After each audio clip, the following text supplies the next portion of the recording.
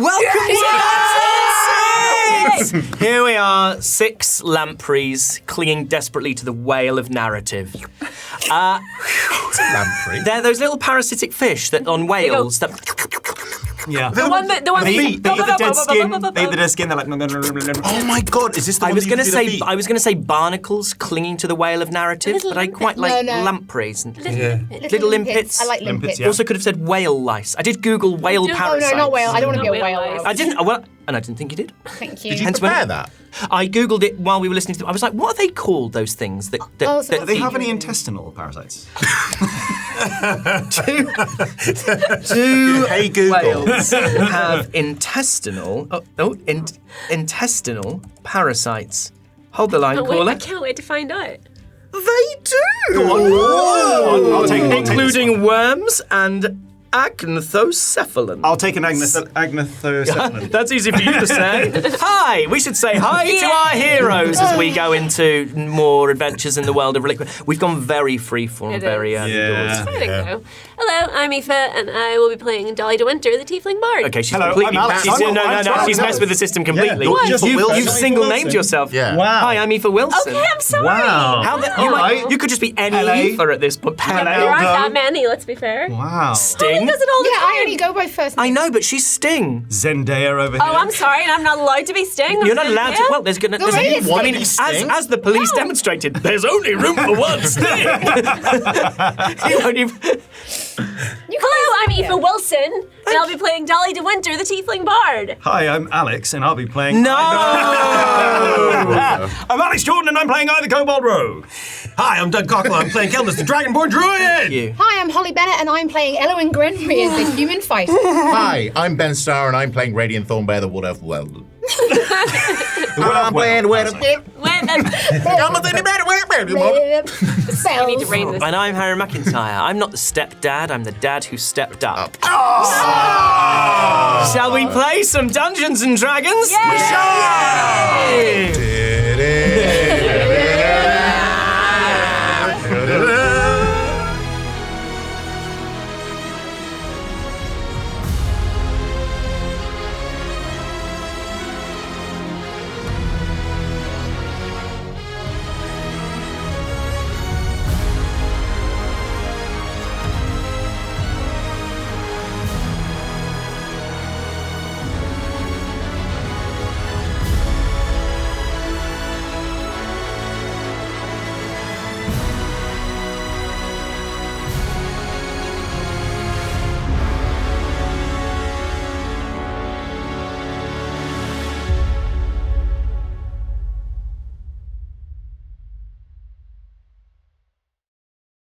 Last time, you began at the top of the sanctum, in the aftermath of the battle with Carvilius, Kelnys' spectral parents fading into the mist as a storm continued to range above Fathom. I, the character not me, used shape water to bust the locks that held the collar around Parvis's neck, though the collar itself seemed to be made... Subduedly seem to be made. Rewind. Wow. I, the character not the me, used shape water to bust the locks that held the collar around Parvis's neck, though the collar itself seemed to be made of... So free form today. I... 2 hours later. Do you want me to read it? I, the character not the me, used shape water to bust the locks that held the collar around Parvis's neck, though the collar itself seemed to be of unusual construction and could not be removed. As Kelnys picked up the exhausted Antiqua, the kobold cleric asked Kel whether he could make his own way down to the lake. When Kelnys said that he could, Parvis cast Featherfall on himself and the rest of the newly dead, assuming that Kelnys would be able to fly down using his draconic wings. As the rest of you base jumped from the tower, heading for Asker's ship, Kel, without the ability to use his wings until the next long rest, began to strategize.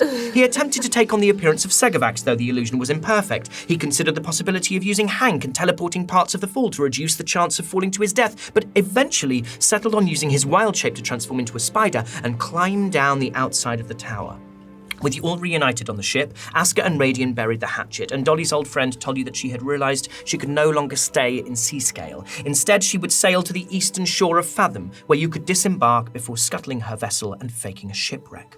Elowen suggested that Asker seek out the Grenweirds in Moss, but Elowen suggested that Asker seek out the Grenweirds in Mouse. It's just awful. But it's brilliant. But Asker seemed to I quite like it. have a wish to sail Seren. He's fallible. Once parted from her on the shore of Fathom, you made camp in the forest that sprawls across the lands between Fathom and the slopes of Mount Atria, at the foot of which sits the ancient city of Alveleon. As you prepared a fire, you took more time to examine Parvus's collar, finding yourselves unable to free him, taking necrotic damage from the attempt. Parvus revealed that he had been unable to remove the collar before, now believing that only an Antiqua or a god would have the power to do so. Speaking alone with I, Parvus told his fellow kobold that the answer to many of their questions could be found in Alveleon, also revealing that the schism that had emerged between Parvus and themselves had been due to their differing worldviews, Parvus refusing to accept themselves' isolationist outlook. With I keen to know what had happened to himself and to his tribe, Parvus told him that their god and their people would have journeyed to the Old Dark, semi-mythic ancestral home of the kobolds.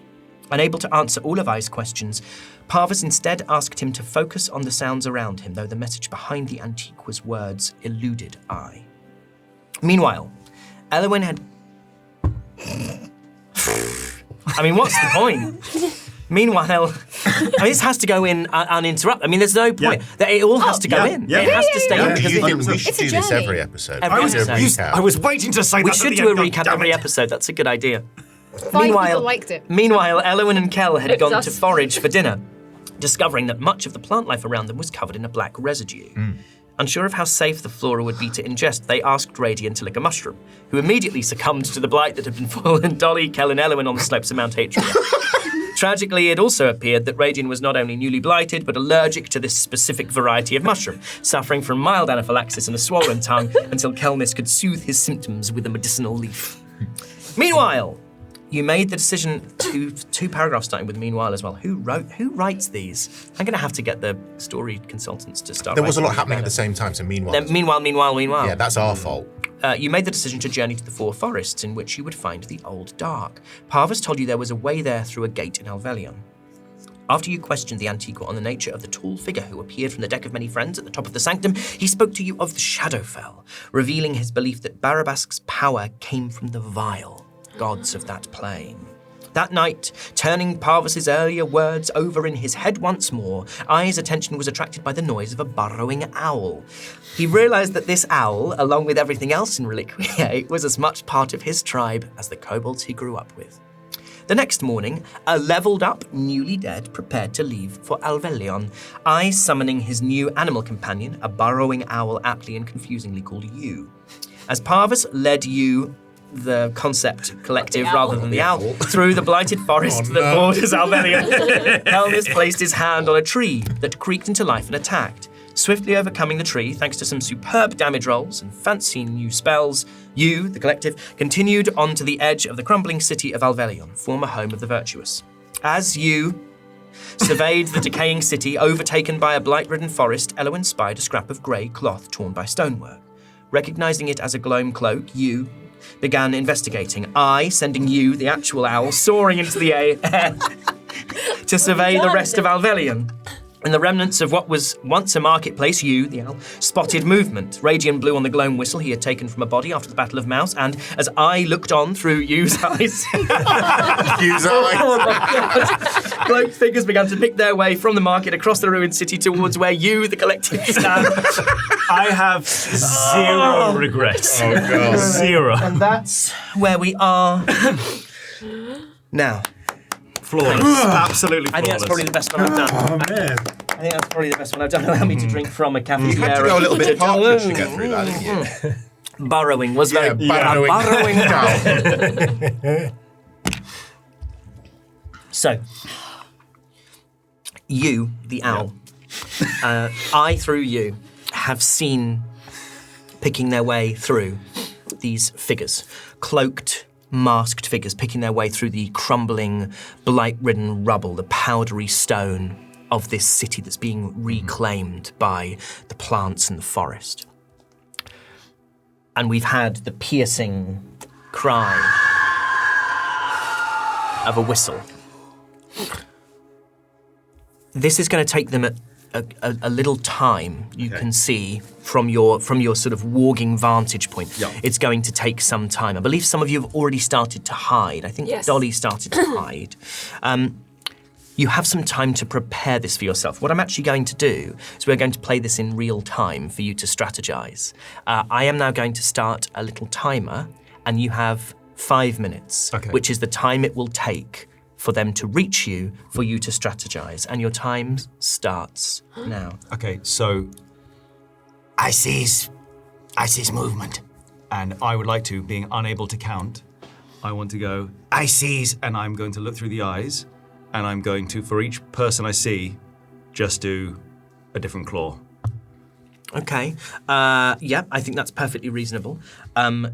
You watch as I starts to put claws up, indicating the number of figures that he can see approaching, and he gets to 5. I don't know how many hands you have to do that across, but he stops at 5. Okay. I call forth Hank. Mm-hmm. And I cast Bark Skin. On Hank! No hinges for me, baby! Every door is splintered. Great. So, what, we're going to fight them? Well, I don't think we've got a choice after you blew the whistle and they're coming straight for us. Unless they're you going to want to want to sit down and have a talk. chat, yeah. Should we all put on our Gloam cloaks? That worked out so well last time. Well, they've already heard the whistle, so... They've already heard the whistle. So... Can I fly down closer to get a look at anything about, like, any, you know, what species they might be, or...? What I will say you can do is, from where you are at the moment, whether or not this is what happened in the previous episode, this is how this is going to work for this little encounter. You can roll, they're still a fair way away from you. You can roll perception with disadvantage in order to see where they are from there, or you can roll a stealth check to get closer, and then you can roll your perception flat. But if they see you, they may be suspicious. Okay. But through you. Through you. Yeah. And we're going to go, it would just be a flat stealth check? Yeah. Yeah, cool. Yeah, I want to go a little bit closer then to see if I can get anything more. It's an 8. It's an 8. Okay.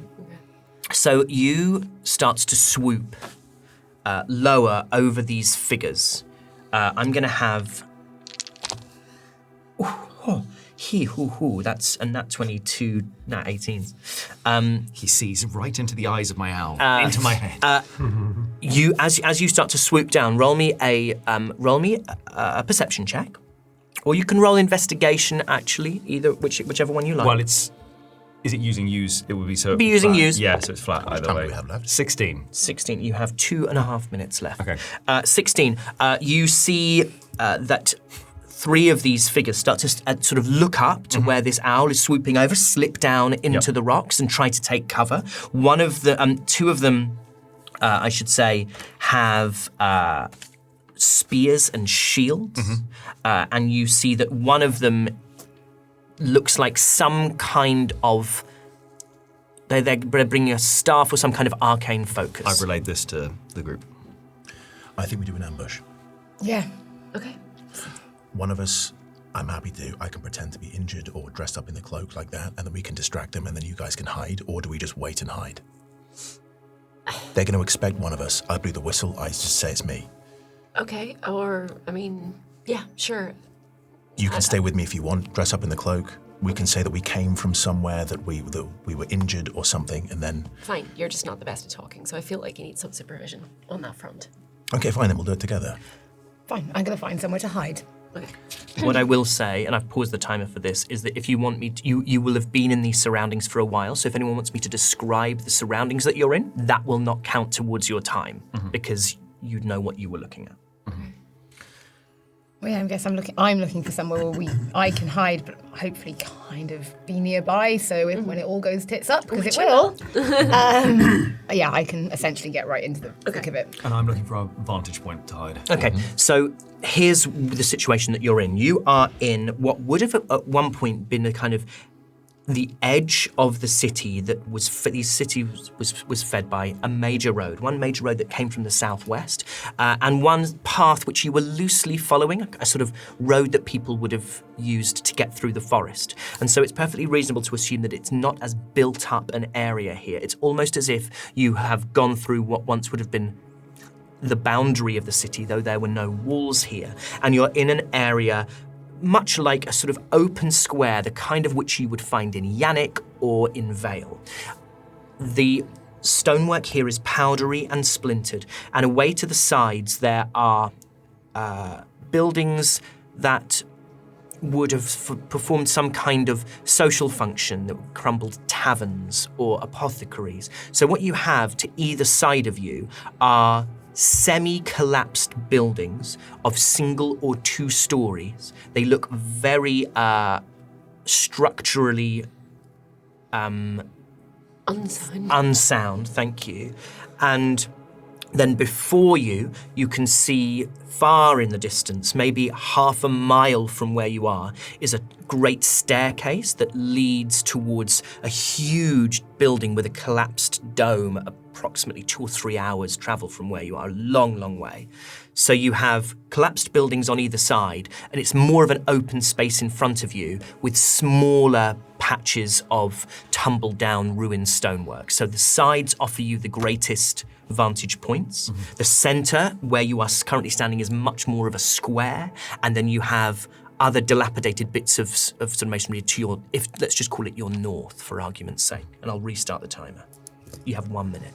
Cool, I'm going to see if I can find some wall to kind of just hide behind and just obscure myself behind. We're going to be bait. We might as well be right out there in the square. Yep, right in the center. Okay. I put on a Gloam cloak and I'm hanging out with you guys, and Hank is in my cloak.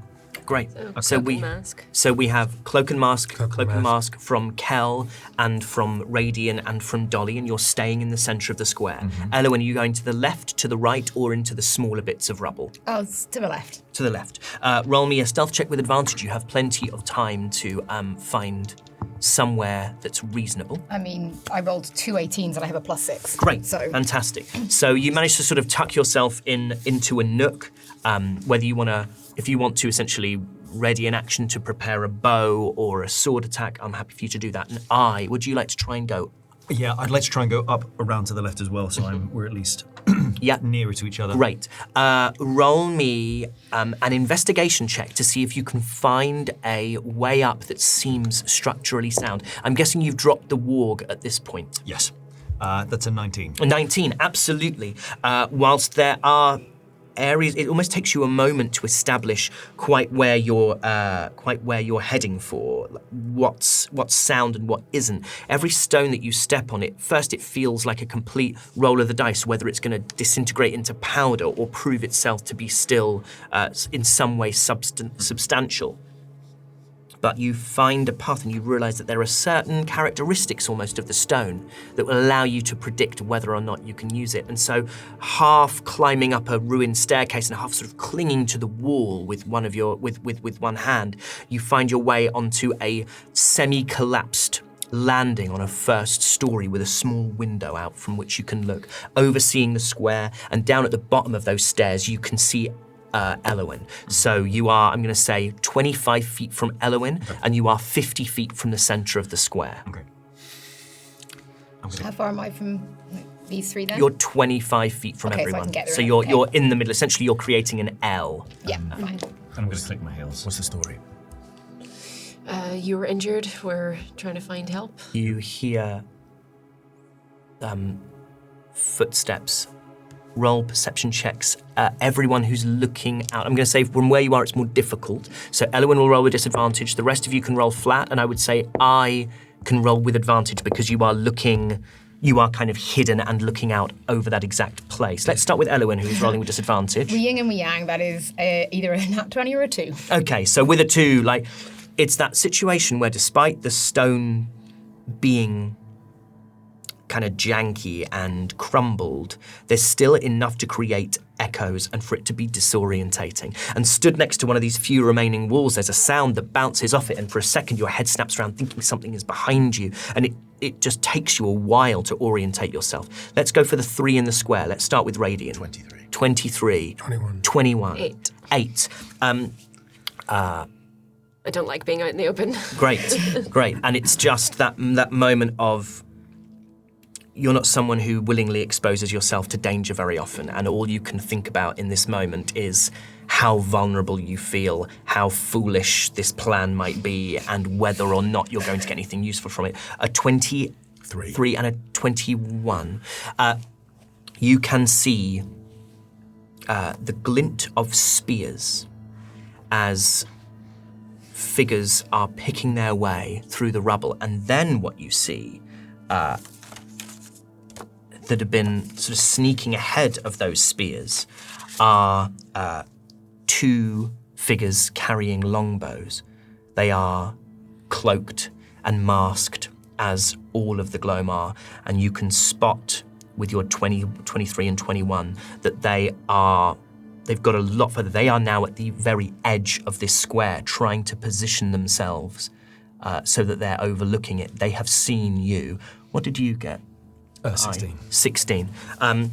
You can spot that the bow-wielding Gloam are there, and you are also aware that the potential caster that you saw before and the 2 spear-wielding members of the Gloam are approaching. They are approaching a little more clumsily and with not as great stealth. Can I have you just land on the other side opposite Absolutely. me, so we're on So opposite sides? you're at 9, then use at 3. Yeah. Totally. You've seen them. You've seen them, and they've seen you. I blow the whistle again.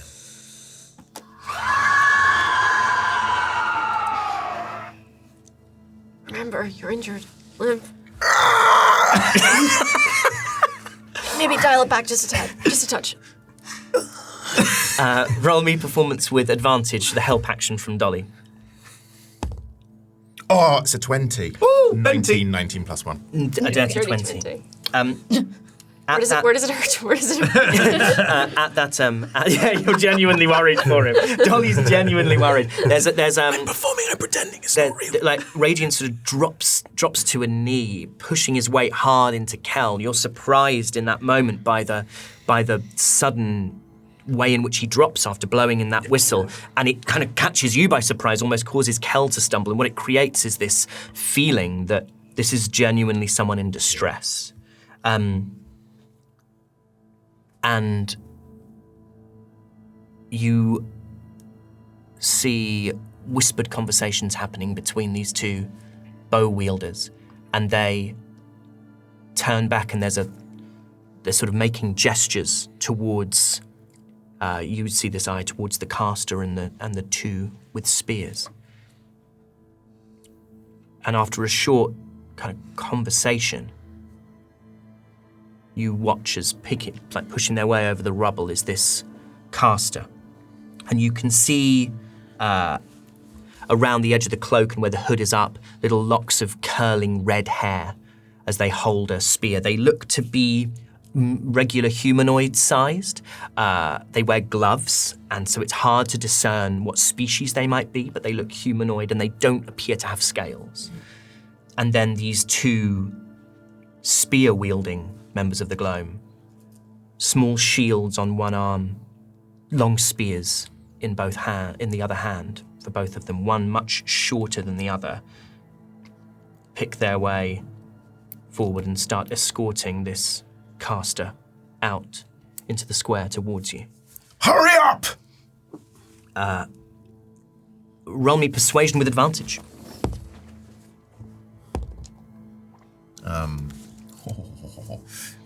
17. 17. You hear from behind the mask of the caster, you hear, "See to him." And the 2 spear-wielding Gloam head over and they sort of approach as if to see where you're wounded. I'm blighted. They immediately step back. Don't go near him. Don't go near him. Please, I need your help. We were ambushed on the way here. Please. Roll me persuasion with advantage. Or deception. I'm sorry. That is a deception roll, not a persuasion roll. These are going down well. 22. 22. The caster looks to Kel and to Dolly and says, "There's not much hope for him if he's already been got. You should step back from him." No, we're not leaving him. We're not even sure if that's what happened. He likes to say that, but... He licked a mushroom. I think it was just a bad mushroom. I think it was just... We were ambushed and he licked a mushroom. We all do stupid stuff when we're scared, okay? We think he's delirious. Please. I need help. Were you attacked? Looking at We were attacked. how many? And Just what? 2. Redhead and a really short dragonborn, I think. Roll me insight with disadvantage. It's very difficult to see how people are reacting through these masks. It's a 9. It's a 9. Where's Parvus, by the way? Oh. That's kind of on me. I'm going to assume Parvus has snuck up with you. Yeah. Yeah. That the two kobolds have stayed together. Isn't this fun? Jesus Christ. I was just leans over and goes, But guess what, guys? You didn't say what the antiqual was.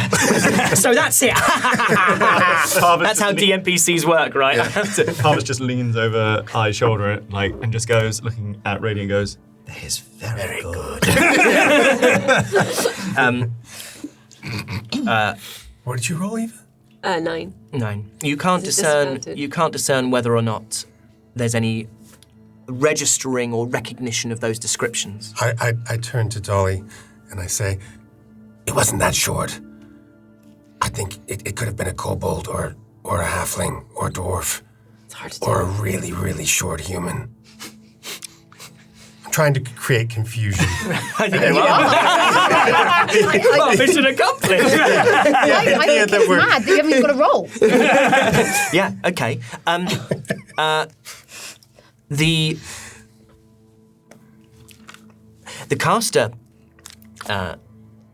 looks to you, Dolly, because you seem to be the leader, I think, in this moment in terms of the answers that you're giving.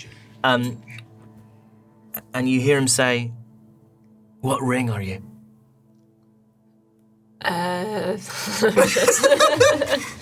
The Barin the ring.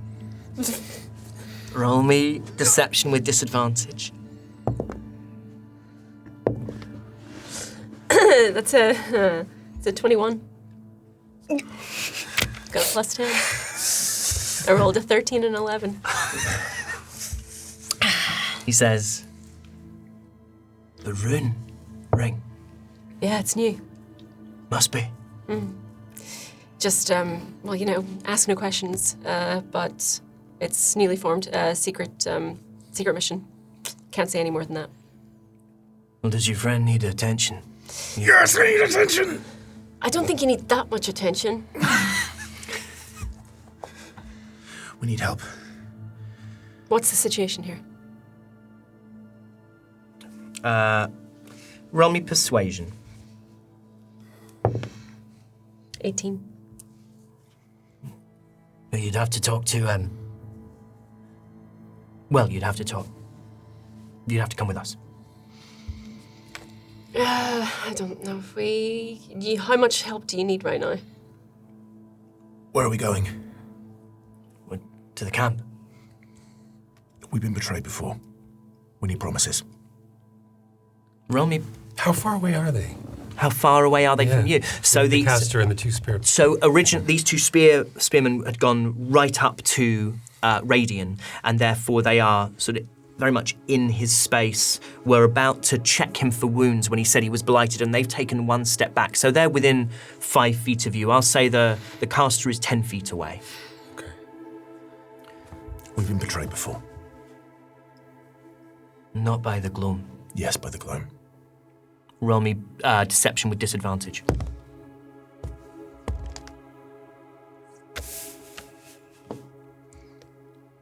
It's an 11. He's delirious. Don't listen to him. Whatever that mushroom did. I said they betrayed us. Yeah, not this. You're talking about the mushrooms again. Don't worry. He's been talking about bugs in his shirt all morning. There are bugs, though. I think I see them. If you want help, we can give it to you. But we can't give it to you here. I have nothing with me. We heard the whistle and we came to investigate. Don't you have any cures, spells, or anything? No. We have medical supplies back at the camp. I'm not going to last much longer. He collapses onto the floor. Roll me performance.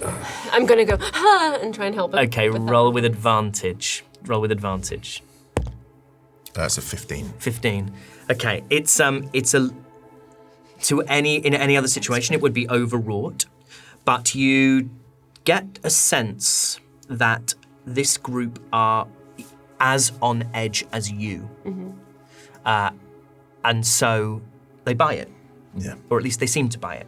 For God, for the sake of the gods, do you think we'd be making such a hoo-ha out here if it wasn't serious? That's right, I said the word hoo-ha. Well, come with us then. We can help carry you. Who's been doing most of the speaking so far? The caster's done Caster? all of it. The spears haven't said anything yet. Okay. I'm gonna say, all right. Well, it sounds like this makes the most sense right now. I'm gonna put my hand out to the caster and say thanks for your help. Yeah, he reaches out, takes your hand. I'm gonna cast Charm Person. What does he have to do? Wisdom save.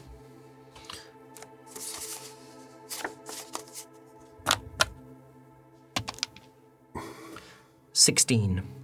It's a pass. Does he know you tried? No. Okay. Radiant's fallen on my left foot, and I kick him. I hate it when you do this. You watch as the caster takes a whistle from his pocket. And then from your vantage point with Parvis, you see these two longbow wielding members of the Gloam stick their heads over the crumbling masonry behind which they've been positioned. And he says, "We need to give him a hand. Get him to the camp. He's hurt." And they sling their bows across their backs, and now they come over to join you. The taller of the shorter of the spear wielders takes the spear from the taller of the two, and supports you under one shoulder along with Cal. Thank you. I know where Elowen's hiding, right? You do. I would say you all know exactly where you are. Okay, I'm gonna quietly look in that direction and use message to tell Elowen we're going to their camp. What are the components? It's VSM. So give me It's a whisper. give me an Arcana or a Stealth to cast this really as subtly as possible. And you said it sounds like we're going to their camp. Okay, so you can roll with advantage because even if they hear you saying that, I will say that's so innocuous as it could almost be to self. Well, it's 24. 24, absolutely. That goes to Elowen without anyone else You can overhearing reply it. as well if you need to. I think I'll just reply and say, we'll keep our distance. Okay. So, bearing Raidion between Kelnys, if you're happy to do so, and this sort of disarmed spearman, you start to pick your way through the masonry, climbing first through the square, and then through what would once have been the streets of the greatest city in the world. And you see that as you emerge back into that area of masonry, the last thing you see before they sort of disappear, not from view eye, but certainly from a comfortable vantage point, is that these two bowmen get their bows out and knock arrows. And they seem to be actively scouring the path ahead. I, Parvus, Elowen. What are you going to do? First of all, I'm going to send you up into the sky again. Just to be kind of flying above, but high enough that it's just... I don't want to be getting up in the... down rather in the space. Right. I'll say you'll roll perceptions with disadvantage from because I mean at this point you're probably a couple of 100 feet in the air, aren't you? I'm not attempting to walk right now. It's literally I just want circling above. Yep. And are they're far enough away now that I could call that like in a Okay. Well, I knows I can follow them. I'm gonna have to as well. I'm not gonna stay in here by myself, am I? And then I turn to Parvus and say, I thinks we needs to make sure you does not get involved. You is not with your powers. There are still things I can do. Oh, if you is, sure. Okay. What? What do you suggest if I do not accompany you? I thinks you should come with, but I thinks you should only enter if things is looking grave. Understood. He has a plus 6 to stealth, so he's capable. I would like to touch his shoulder and cast invisibility. Beautiful. A creature you touch has the invisible condition until the spell ends. The spell ends early immediately after the target makes an attack roll, deals damage, or casts a spell. I could target one additional creature for each spell slot, level above 2, but you don't have that. So it's just him for now. It's concentration up to 1 hour. Great, fantastic. So the three of you are going to keep a distance and pick your way through. While we're walking with these guys, are they visibly on edge? Roll me an insight check.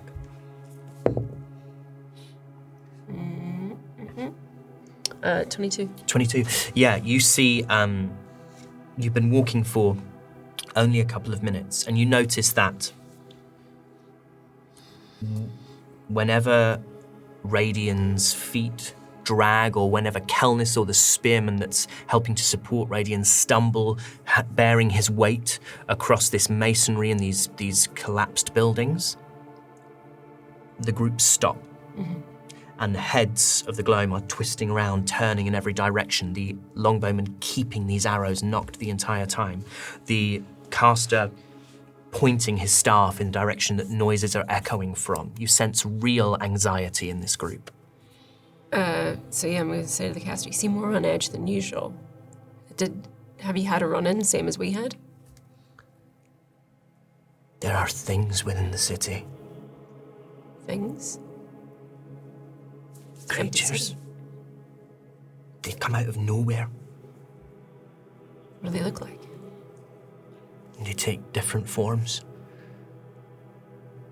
And they've attacked? He nods. More than once. Can they look like people? No, you'd know them if you saw them. They are... I don't know what it is. I don't know if it's the magic of the city. I don't know if it's whatever's spreading from the mountain. What it is that... Blighted. Perhaps. We try to keep our distance when we can. Sometimes that's not possible. We've been here for weeks. How many of you are there? No more than 20, but spread all across the city. 20? That doesn't seem that many. It's all they could spare. One ring. Where's your ring from? Roll persuasion. Are you laughing at where's your ring from? I did. You know what? I was writing this yesterday and I was really like, can I get away with ring? You didn't have to say it out loud, guys. Fun fact, we once had to message Japan to convince them that why Dark Souls should not be called Dark Ring. And the PR I worked with actually had to send that email to Japan. Dark Souls was going to be called Dark Ring. But the Nintendo Wii got past compliance. Yeah. That's a VGC article waiting to happen, isn't it? It's in the book, Kes McDonald's book. It's covered in there. It's a whole chapter. Get it now. It was a 16. 16. No names, no past, no locations. You should know that. You should know that. We do. It's just, well, he's, as I say, a bit delirious. It's hard to trust people nowadays. Well, and you shouldn't. So just you focus on whatever's going on there. He taps the mask on his face, indicating it. He says, "This is all the trust we need. Everyone here is risking everything." Some of us more than others. What do you mean? I'm blighted. So you keep saying. I didn't sign up for this. I don't know what you think you did sign up for then. You know the promises as well as everyone. They continue to pick their way through. Let's have stealth checks from the three of you behind, including Parvis, and Parvis will roll with advantage. These are low DCs. They're having conversations. They're picking their way through. Parvis got an 18. What did we get for Elowen? 15. 15. Also an 18. 18, yeah. They're lockstepping it. Yeah. So you are not close enough that you can hear conversations and overhear specifically what's being said as you continues to circle high above the party as they move towards the marketplace, actually, which is where you saw looks to be an open marketplace. And what you are able to do is stop when they stop, move when they move. I love those mini games. Yeah, it's quite the escort quest.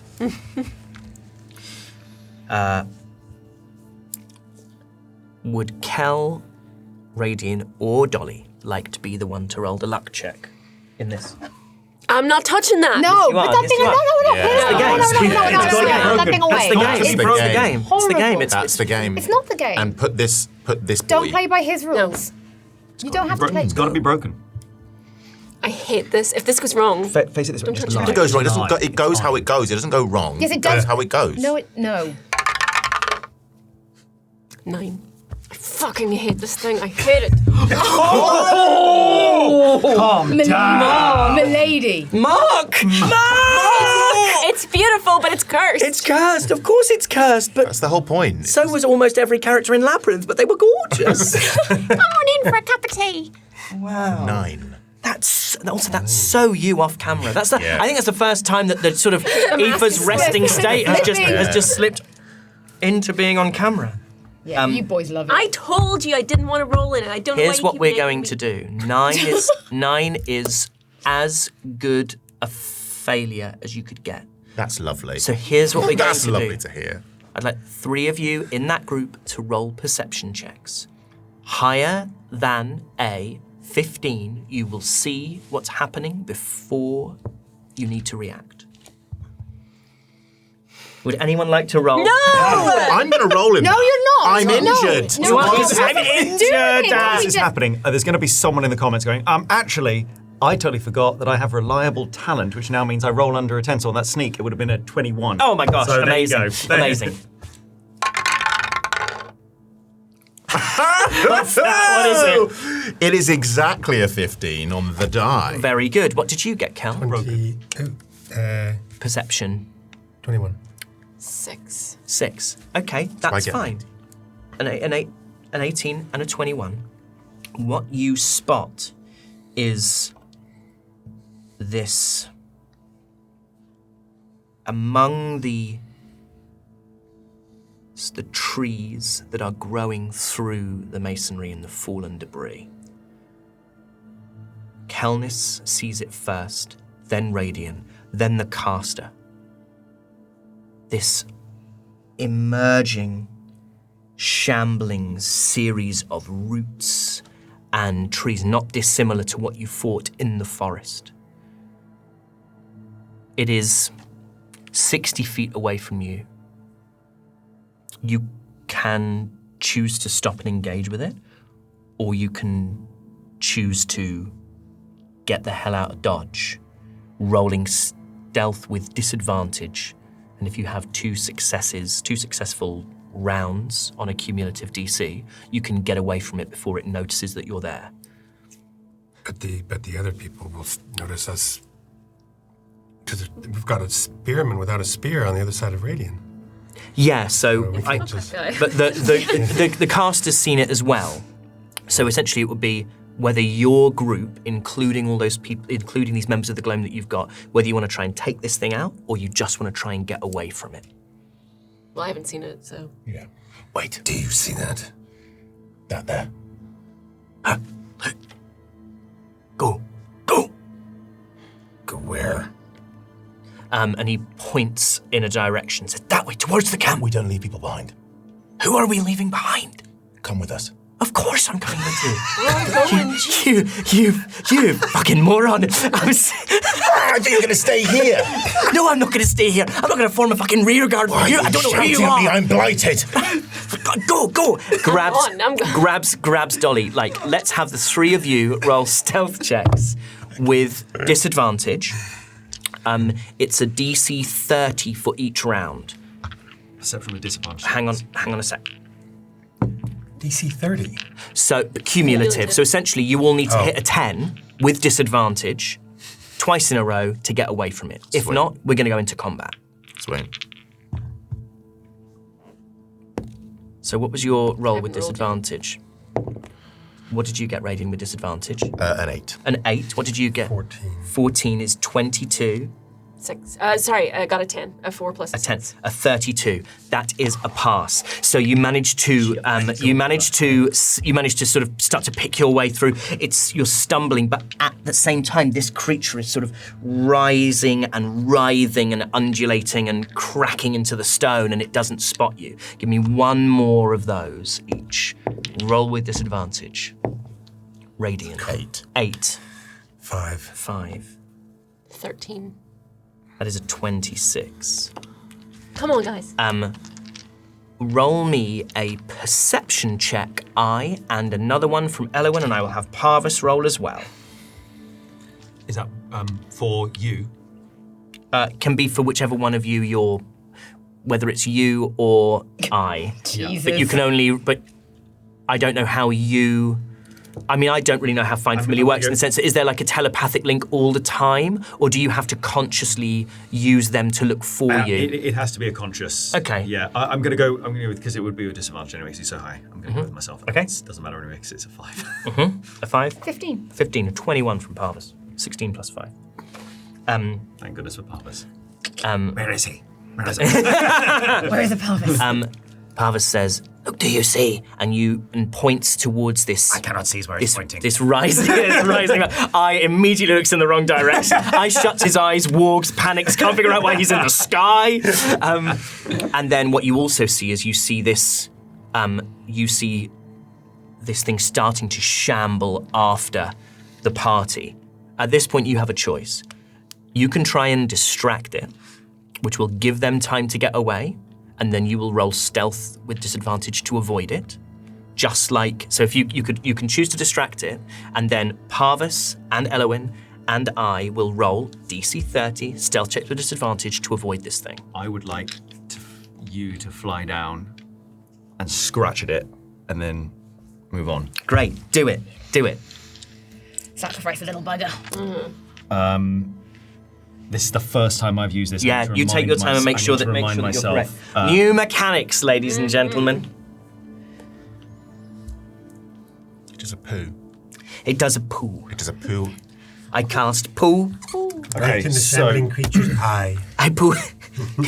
Okay, Dungeon Master, can I poo in its Familiar is an ally to you and your allies. It rolls its own initiative, acts on its own turn. We'll ignore initiative for now. Although it says a familiar can't attack, but in the thing it was saying it takes on originally. It can poo though. It was saying that it had a fly. I'll tell you what it can do. What it can do a flyby. is it can do a flyby, and I will allow it to roll a performance check to distract. So I would like to do a flyby and a flat performance of Anything goes. 2!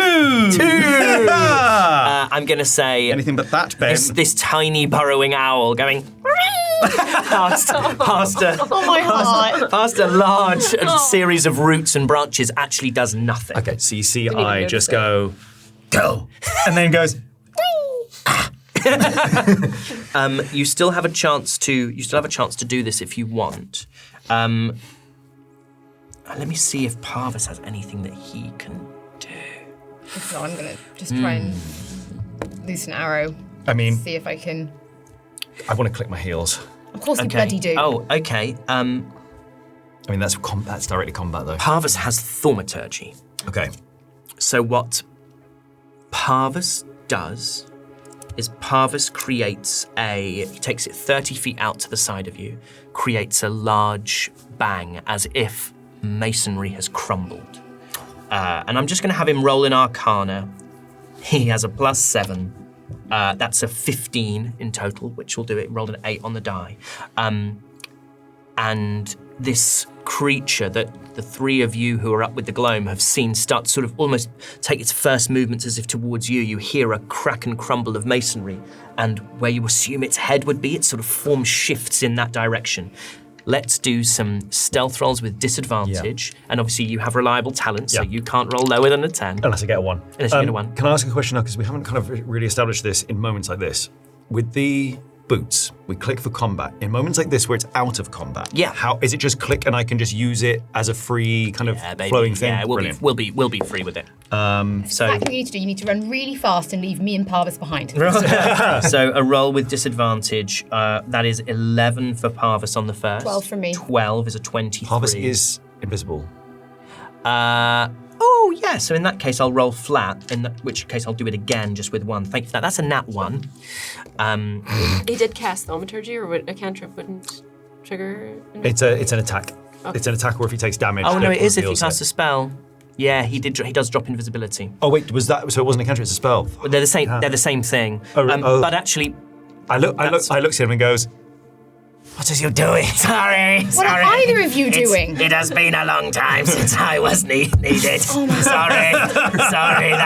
Honestly, that is my mistake. But he does get 10 better on his stealth roll with disadvantage than he did rolling it flat. he puts his hand up and goes, And this is my circus and these are my monkeys. Well, what did you get on your stealth roll, your first stealth roll?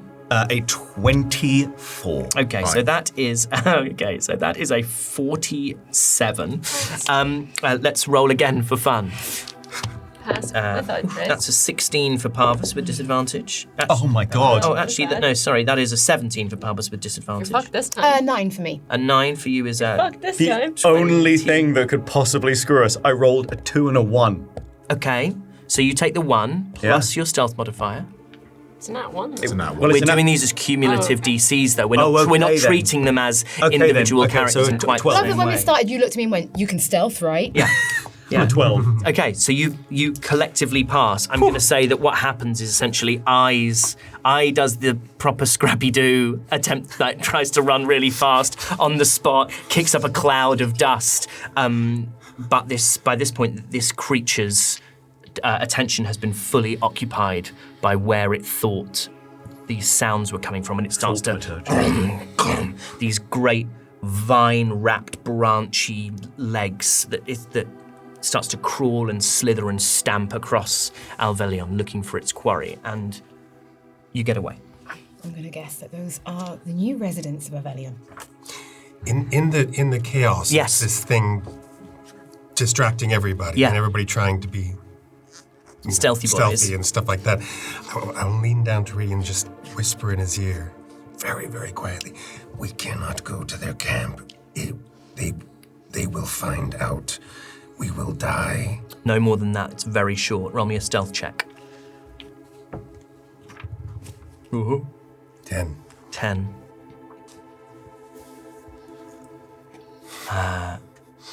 The taller of these spearmen who's been cradling you says, "What you say? Why are you whispering?" He says he doesn't trust you. To be fair, I don't trust anyone. What are you guys talking about? They're whispering. That's all right. Whispering's allowed. We're going to die out here. Yes. Well, maybe not straight away. Roll me persuasion, Kel. You can roll with advantage because I think it's a sort of so cumulative help persuasion. action. That's a 4. Wow. Oh, with advantage? Yeah, Yes. Oh, sorry, no, it was a 7, so it was a 8. 8. No, 7. No, shit. 6. Six. I mean, it's 6 degrees one. is terrible, It is so it's like, it It's a doesn't six. really matter. It's a 6. You know, How bad I was it? think it's the difference between a 6 and an 8 really doesn't make much difference in this situation. You fucked it. the spearman drops your arm, Raidion, and allows you to all your weight to sort of fall onto Kel and also onto the masonry. And he turns to the spellcaster and he says, there's something, I don't like this. I don't like it. Look, I've already told you, he's blighted. He doesn't know what he's saying. There's a difference between not sharing names and making plans with each other. What plans? What are you talking about? They're whispering! And he's getting really irate and really panicked. You see All that I the two... said to him was pick your feet up. Roll me deception. 6. That wasn't a roll, dog. You You just just you put it down. You went like this. You went, shall I roll again? No. No, that's not it. He grabs his spear from the other spearman who'd been hanging onto it, and he points it at Kel and Raidion between the two of you. look. This city's What is going on here? nothing. Look, I know the monster's scary. Okay, I don't know whether that's just got you spooked or something. I know this city's really fucking scary. But how about you just calm down? Nothing's going on. They just had a chit chat.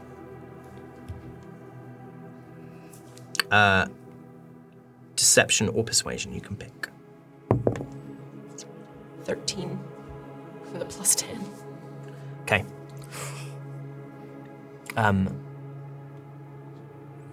The spear carrier looks to the caster and says, Mikhail, we can't take him. And the caster goes, shh! No names! See how easy it is to screw up the rules sometimes. Roll me persuasion with advantage.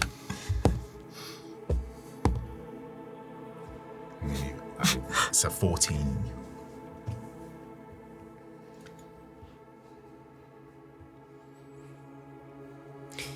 He looks to you, Dolly, and he says, don't make me regret this.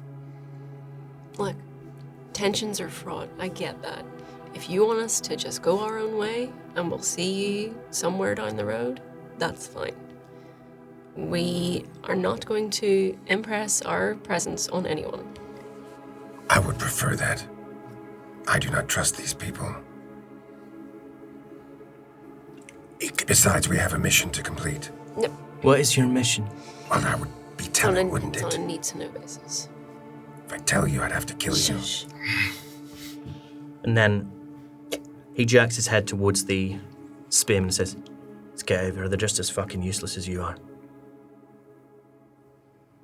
And you notice that they all keep there's a sort of standoff. Them backing away from you, archers with these arrows knocked. The spearman who was holding you looks really frustrated, really irascible. As he's holding his spear, you can see his hand shaking, either with rage or fear or anxiety, you don't know. You need to hold it together. That's not gonna get you far. A little whisper and you're all shook up. It's a shame. He's scared of a big tree.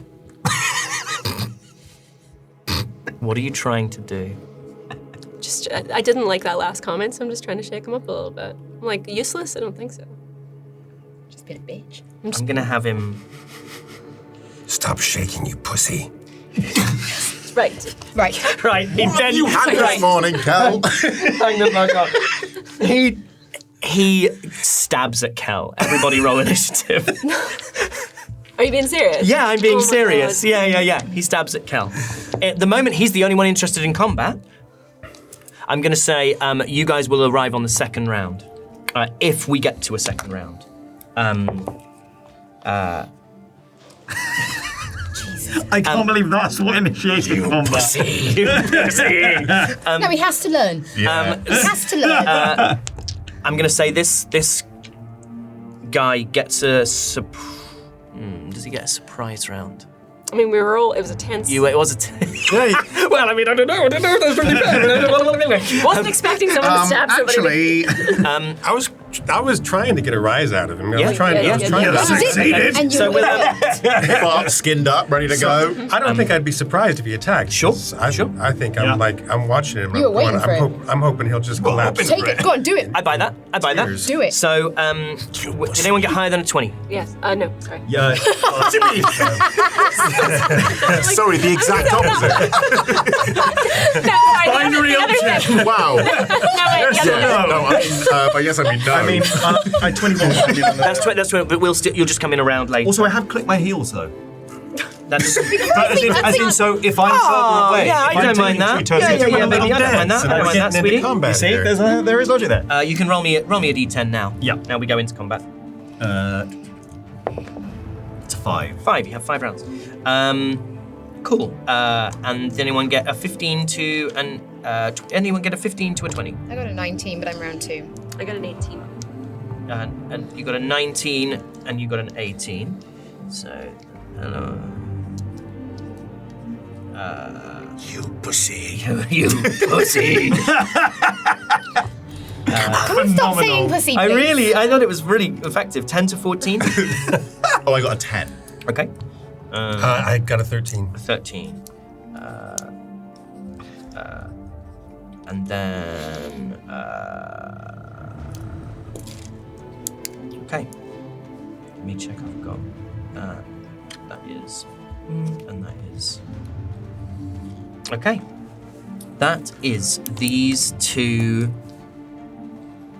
It's both of the bowmen, when I pre-rolled these initiative, rolled 22s. Which feels so characterful given that they're sentries. They turn their bows onto you, and they I think this guy is the only one who's interested in fighting out of this group at the moment. And you just hear these two voices over the top. He said, "Oh, no, what are you doing? Wait. They're trying to convince him not to. So essentially I'm gonna roll one persuasion check with advantage for one of them. They have a +0, a nat 1, and a 15. I'm gonna say with a 15, this guy looks over to them. His hands are shaking. He's kind of got his spear pointed towards you. Kel, that's your turn. I am going to run forward, but I want to not fully into combat and fire off a shot at the spellcaster. Okay.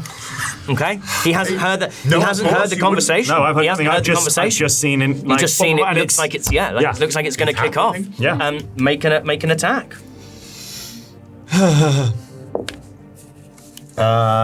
That is a 14. A 14 just misses. That Then is. I would like to make sure I'm hidden. Yeah. Roll stealth. It's a 21. 21. Okay, so you stay down in the within the rubble and the fallen masonry, but there is a crossbow bolt that whistles over the ear of this wizard. That is Dolly's turn. Oh well, in fact, I'm gonna roll perception for both of those sentries, those bowmen, to see whether or not they clocked where this is coming from. Nat 1 for one of them, and a 23 for the other. So one of them is going to use its action to fire in the general direction, 2 shots at where you are from, but it's going to do so with disadvantage because you're hidden. And the other one is essentially going to lose a round of combat. So the first shot is an 18 on the die and a 2 on the die, which is not going to hit, I would imagine. That only becomes an 8. And then the next one is a 12 and a 13. Okay, so it fires 2 arrows off. You can see the caster's sort of head whipping around, trying to figure out what the hell is going on here. That is Dolly's turn. And it was the spear guy that made the move at... Yes. Oh, right. So essentially everyone else has started to back away. The sentries were at the front, the bowmen, so they're sort of further on than you. There, I'd say 30 feet from where you guys are. Mikhail was probably talking to you in the middle, and then at the back with the other spear, the one who's holding 2 spears, and then this original guy has grabbed the spear and is now 5 foot from Kelnys and Raidion, who are at the back. So you have a spear and speary warrior and the caster next to you. Okay, I'm going to step up to the spear guy. I'm gonna sort of like make myself as tall as I can. I'm gonna say, no one's covered themselves in glory here today. I really think that you should walk away and that we'll never talk about it again, and that will be that. Her eyes are gonna glow yellow and she's gonna cast Suggestion. Okay. On the speary boy. Mm-hmm. Because Wisdom? nobody else wants to fight. Yep, So. wisdom save. Yes. Nat 1. That's a fail. He has to, well, okay.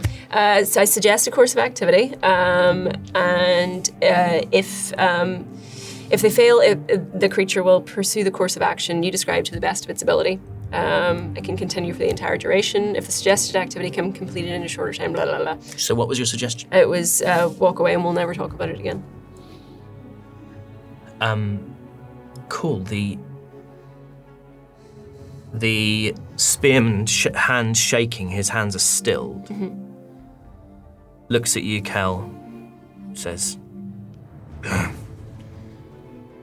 "These things happen, I suppose," and just turns on his heel and starts to quite casually, like, just starts kind of walking through, like Towards walking the past. tree. Towards. I love to be a spearman in the road. Just starts to walk in the direction in which you guys were originally heading. You can assume towards the camp. Walks through the bowmen who are like, "What are you doing?" You just. I'm going to turn to Mikhail and be like, I'm very persuasive. I really think we should just... this isn't going to work out. Maybe we should just part ways now. Roll persuasion with disadvantage, and a crossbow bolt to just whistle past his ear. That is true. I think they know there's something out there, or at least one of the sentries does. Was that nat 1 on your first roll? Okay, cool. I turn to the spearman who's still kind of close by and I say, see, I told you he was a pussy. Okay, I'm banning the use of the word pussy. No, you're done. Mikhail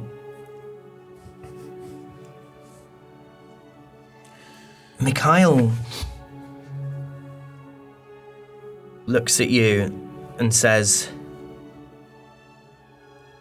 "Something is very, very wrong." And he's just gonna step back, gonna start edging back away from you, out of range. You do not look like you have successfully diffused this. Mm-hmm. That is the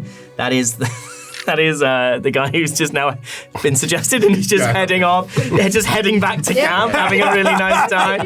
Does anything happen if you attack an ally of his or anything like that? You don't need to worry about it now, but it's just good for me to know. Have a look at that.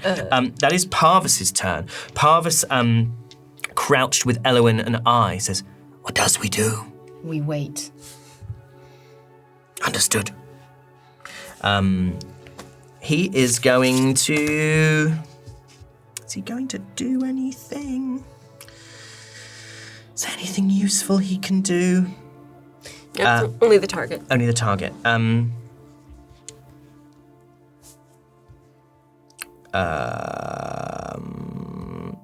He touches you, Elowen, and he uses the cantrip resistance. And you have resistance to slashing damage, piercing damage, sorry, for the next minute. Good for little piggy That's not for spears. me.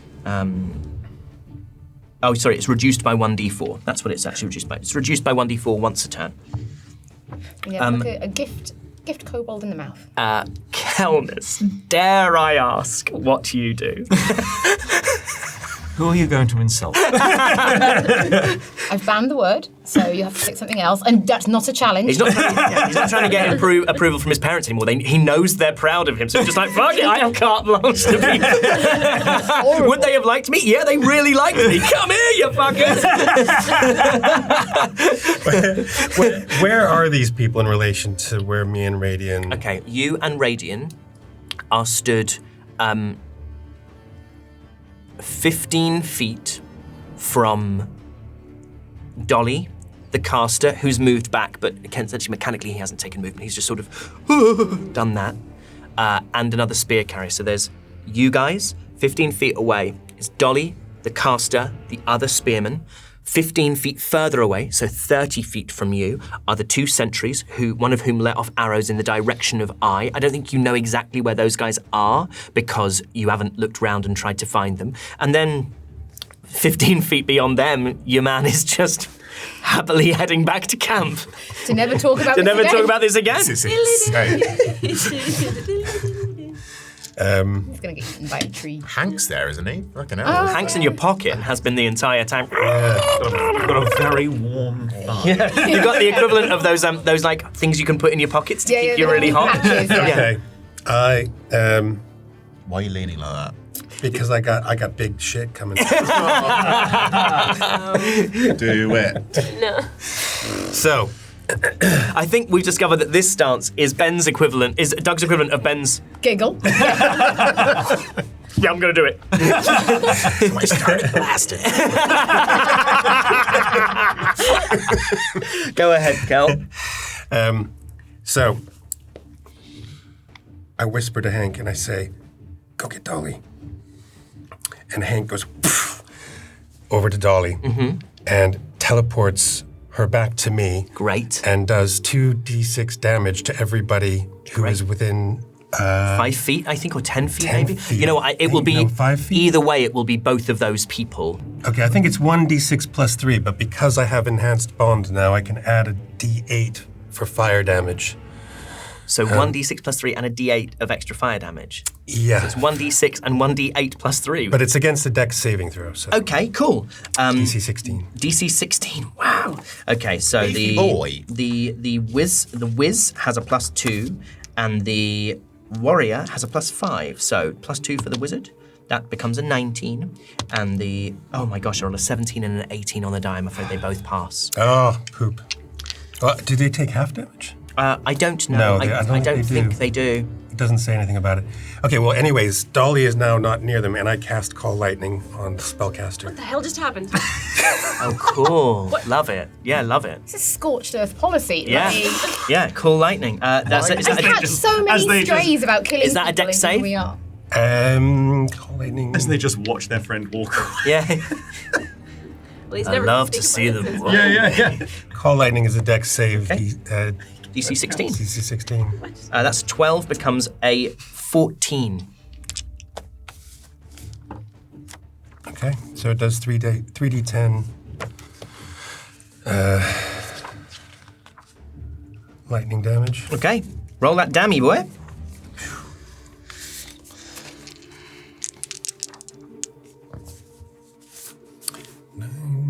12, 15. 15. Mm-hmm. He takes it. He ain't happy about it, but he takes it. That is the remaining spearman's turn. This watches this lightning kind of spear down into this caster. Who, like you see as he brings his head back up, you see like more of this kind of red hair has sort of fallen down, the crackles of electricity going across the mask, this sort of expressionless face, but his body language tells you the pain behind that mask. Was the other spearman next to him? Yeah, it's call lightning for both of them. Yeah. Well, so it hits. That's why I They both teleported fail. Dolly first. I do apologize. They both fail. So that's 15 damage each. In fact, sorry, that's not on that one. That is on that one.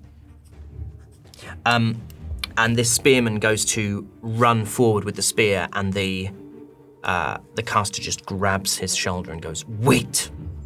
That is Raidion's turn. Oh, so we're all just firing shit off now, are we?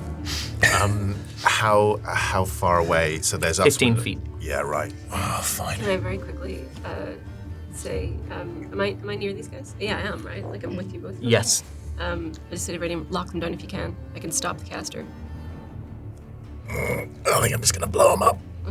I'm going to do what I want anyway, but thank you for the advice. Such synergy at the table, almost symbiosis. This is marvelous. I hear what you're saying. I think I'm just gonna blow him up. Your funeral. I cast Fireball at them. Please. Dexterity saving throws from both. One from the caster and one from the spearman. Caster first, nat 1. Spearman, nat 20. Ooh. So spearman takes half, the caster takes it all. I just realised we never rolled initiative for you. Don't they take their initiative immediately after yours? Well, it just says they roll their own initiative. Okay, roll initiative and we'll bring him in on the next. Sorry, I'm blowing stuff up. It's a 20 foot. It's a Take that 20. last. It's a 20-foot radius sphere. Okay. You want to try and get the other two in the back as well? Yeah. Let's roll for both those sentries then. They have +6s. Doesn't matter, they rolled a 13 and a 9, including their modifiers. Right. So he's going to take half. Yeah, and then everyone else is going to take all of it.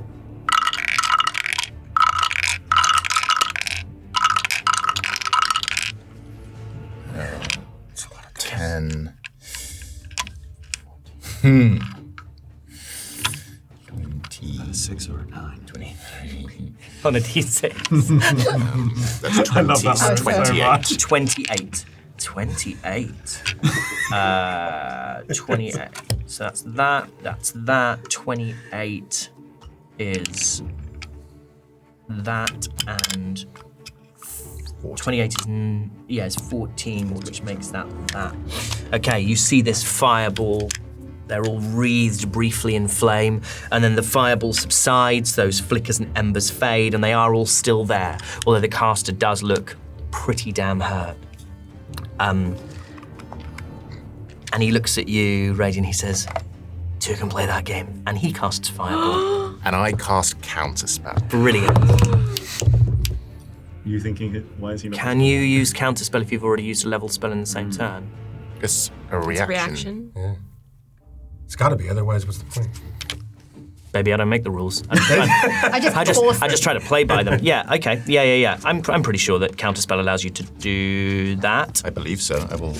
I think you can only use your action and bonus action to cast one leveled spell. I'm going to look into it. For the purposes of this, I'm going to say absolutely that happens. So give us the new version of counterspell, please. I from the shall. Thank you 24 so Player's much for Handbook. asking. You attempt to interrupt a creature in the process of casting a spell. The creature makes a Constitution saving throw. On a failed save, the spell dissipates with no effect, and the action, bonus action, or reaction used to cast it is wasted. If that spell was cast with a spell slot, the slot isn't expended. Okay, so it needs to make a Constitution saving throw against your spell save DC, which is a 15. It has a +3 to Constitution.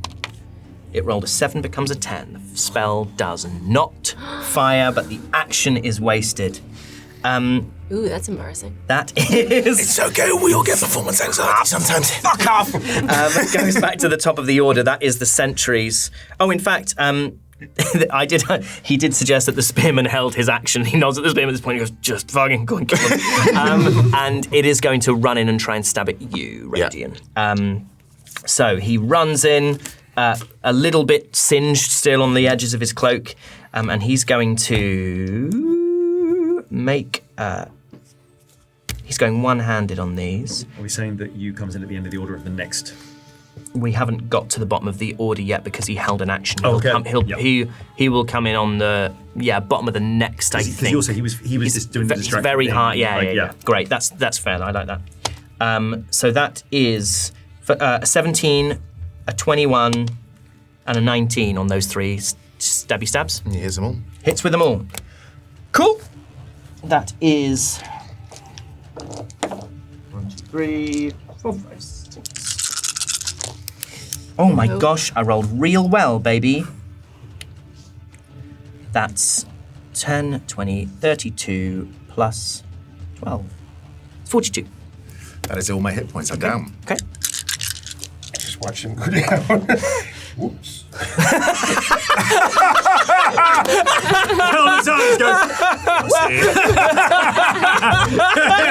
Oh no! Oh no!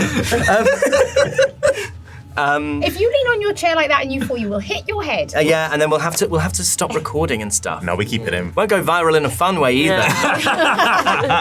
Oh, Alex will still put that short up though, don't you? That is back to the top of the order. That is these sentries who are going to fire their arrows into one.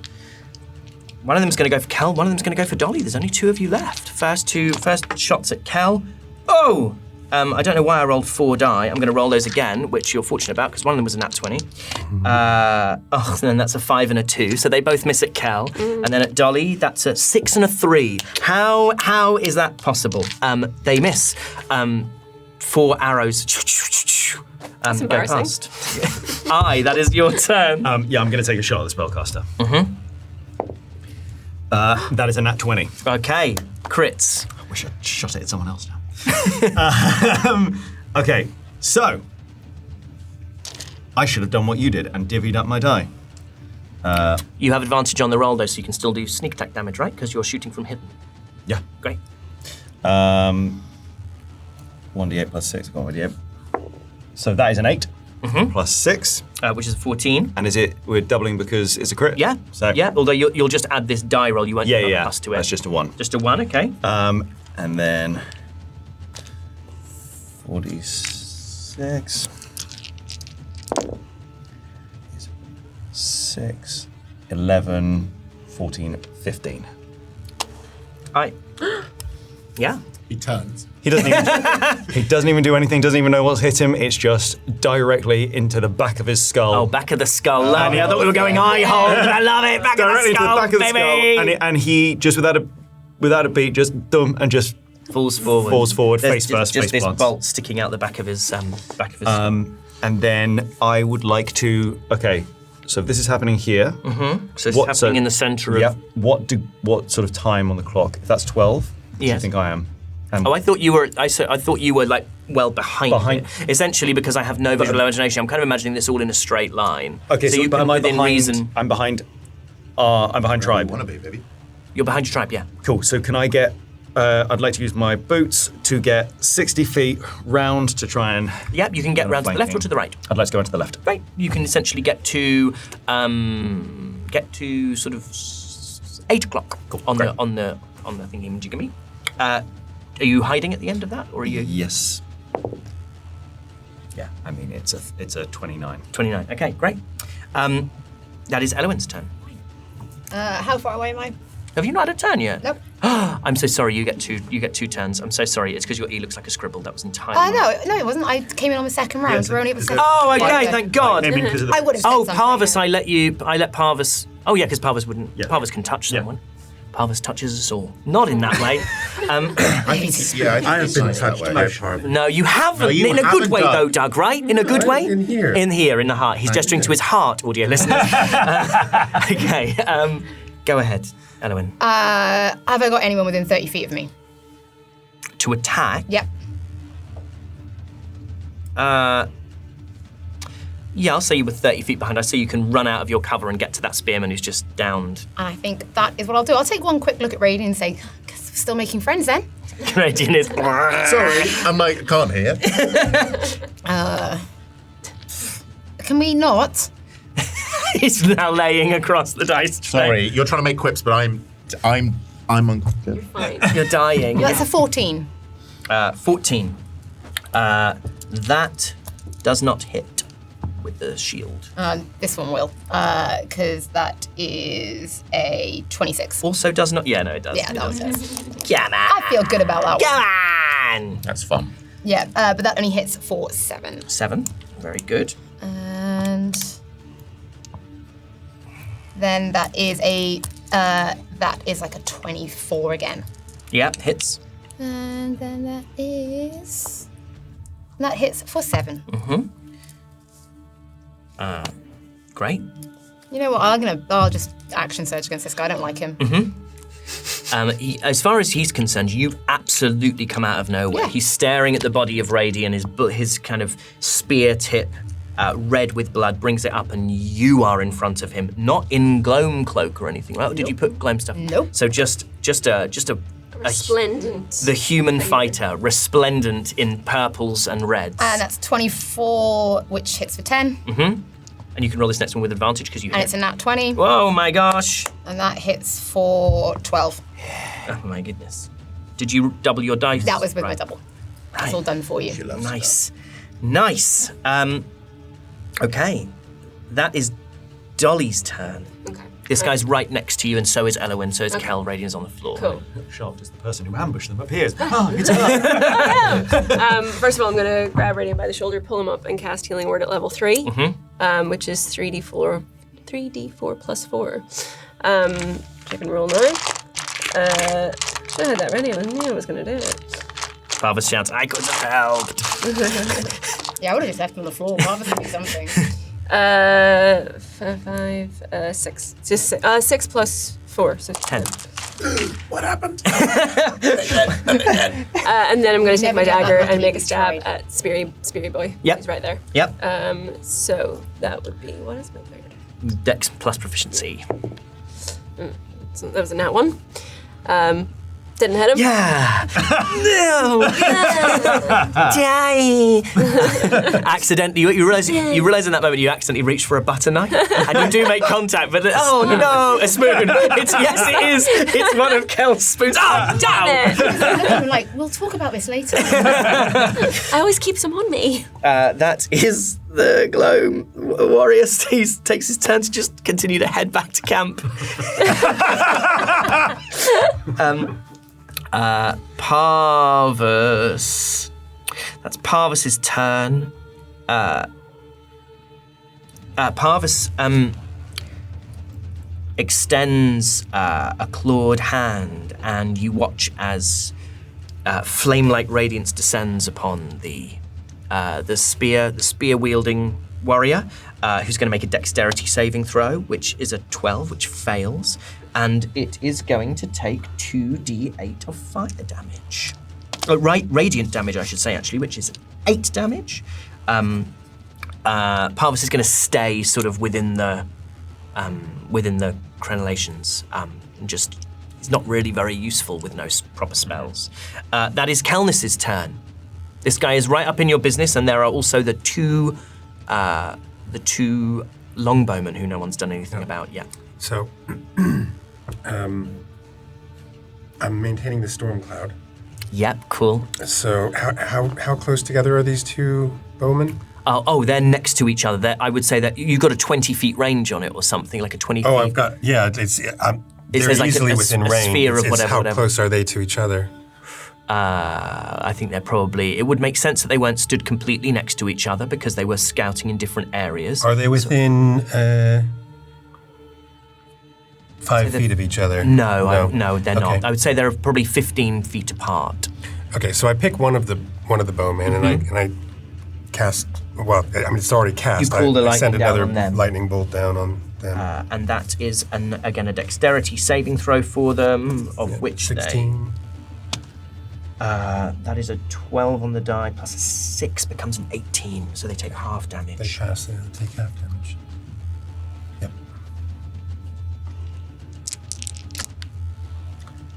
Ooh, 21. 21 damage.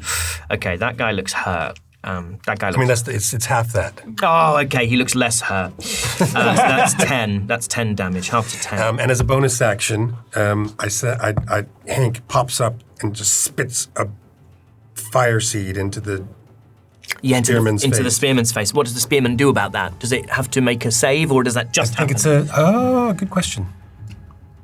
It's a good question. It is a bloody good question, actually. Super relevant. It's a ranged attack, plus 8 to hit. It's just a regular Great. ranged attack. So make an attack. Plus 8. 11. Misses. But does it distract? No. No, it mechanically does nothing. Essentially, it has the same effect as like someone who's just had like a really hot chili going, near you. You're like, that you're aware they have breath, but you're not aware that anything else particularly has happened. That is this Gloamy spearman.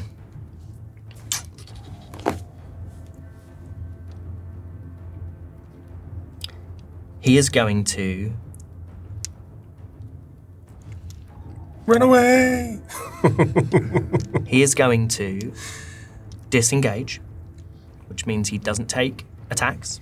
He's going to go backwards as far as he can, and he blows a whistle. which means he's going to get back as far as the least injured of the sentries. And he just starts to shout for them to go. Go, quick! Back to the camp! That is Raidian's turn. There is the more injured of the sentries who had the lightning on him, and now the spearman is next to the other longbowman. And how far are they apart in the same distance that I blew them up? They're 15. Oh yeah, they're 15 feet of each other. I said so. That technically means they're both within the 20 feet reach of a fireball. If you want to. Yeah, I'm just gonna hit him again with a big old boy. Okay. Dexterity saving throws for all three. I'll roll for the speary boy first. 19 on the die, so that will pass. Next one, 16 on the die becomes a 22. Yeah. And then one after that, 3 on the die becomes a 9. Okay. So we're going to say the 3 is for the one who was by themselves. Yeah. So this one is going to take all the damage. These other 2 are going to take half this damage. 8d6. Yes, correct. Excuse me, Adio, whilst I Final Fantasy VIII fans out there. It's a nice amount of damage anyway, so 19, 25, 20, 31. That's 34 damage. 34 damage, So you halve that, and that's 17. So that one goes to that. That one goes to that. The one that has just been lightninged is then engulfed in flames. And with a scream as that flame subsides, he falls to the ground. It's now just the one remaining spearman who's done some serious damage, and the sentry. And that is the Gloam caster's turn, who is dead. That is Yu's turn. I would like to... How far away is that remaining from me, do you think? 40 feet, let's 40 say. feet? In that case, then, I would like to... first off, I'm going to take a shot with my... Mm-hmm. And who are you shooting at, the sentry or the spearman? I'm going to go for the spearman. Yep. That is a 21. Yeah, hits. Where's my D8? Oh, there it is. That's an 8 plus 6. 14. And I was hidden. Yeah. So... You got half a chance here. Let's fucking go. That is 4, 8, 12, Aye. 15. Again, it's totally unceremonious. I'll call it your. In this moment, I has fired a bolt into the back of the mage, and then looking down, reloading, and that's sort of 6-second period, looks back up, just sees one running off, fires off, straight into the back of the skull again, and all the momentum just carries, and he just almost lifts both feet off the floor for a split second, face plants into the ground. Great. I've just realised something amazing. I said you thought I meant you. I meant the burrowing owl you. You are technically after this spearman. Not after the spearman, you're after the sentry, which is perfect. You shot the spearman, the sentry took a dash action. So in the moment of that bolt being fired, it's like the sentry spots it. And for flavour, we'll say it's aiming for them, and then their head turns.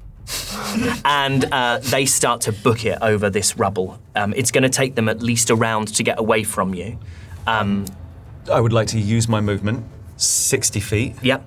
And then, bonus action, Misty Step into his path. Great. I love that. Okay, so essentially you bar his movement for the next round. He will have to try and get around you. That is Elowen's turn. This guy was 30 feet from you, turned round, took a dash action, but I'm going to say it's difficult terrain, so I think he's probably only moved about 30 feet. So he's 60 feet from I'm you. going to take my bow out. Mm-hmm. And that hits, because that is a 23. Hits, yeah. I hate finding D8s. And that hits for 9. Okay. And that is a 19. Mm-hmm. Dirty 19. Yeah. Yeah, well, it means I don't crit, is what it means, which is really annoying. I'm sorry. Yeah, I know. I just can't have it all. And that hits for 12. Elowen. He turns. He doesn't turn. He's facing away from me, except he doesn't have the momentum when the arrow hits him in the back of his head. I guess instead he just falls on top of I. Sorry! And you are out of combat, and I, as this... I actually run over and I sort of just grab this dead sentry rabbit and just pull him off of I. And as you pull his body away to the side, you look up, Elowen, and in the distance you just see a single spearman merrily making his way back to camp, never to talk about this again. And that's where we'll take a little break. Oh my God. Sorry, what? So you want me to read this? It's just I thought I did the ad reads. I wrote them. I say them. Everyone loves them. Okay, so I'm just reading. I'm reading Harry's words because he did mine. Fine.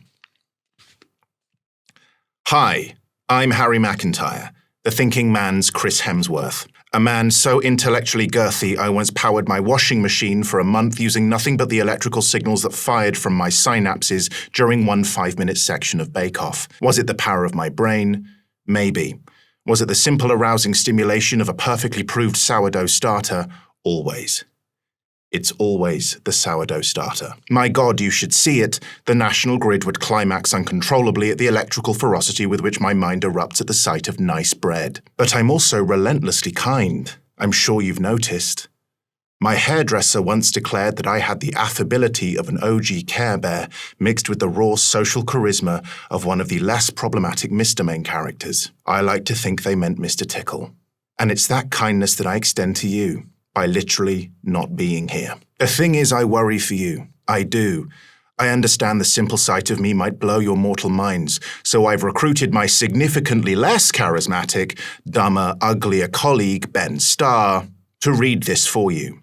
Believe me, I'm doing your minds and fuse boxes a favor. Gaze on his average visage with neutral indifference, and hear him say this. Sign up for our Patreon, so Ben can get cosmetic surgery and Doug can get a sweater that he likes from an Instagram ad that he saw about 3 weeks ago. I really like the rest of them, I do. And I wish I could do it only with them. And Ben would be dead. We'd make it look like natural causes. But it would be oh so calculated. Aoife would have buried his body. She said she knows a guy. Sign up for our Patreon now. What the f***?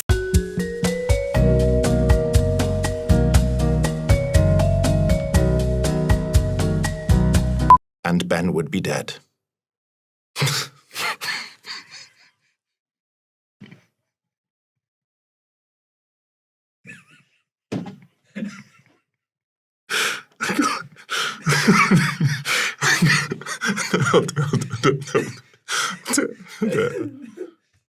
And we're back. So, we're out of combat.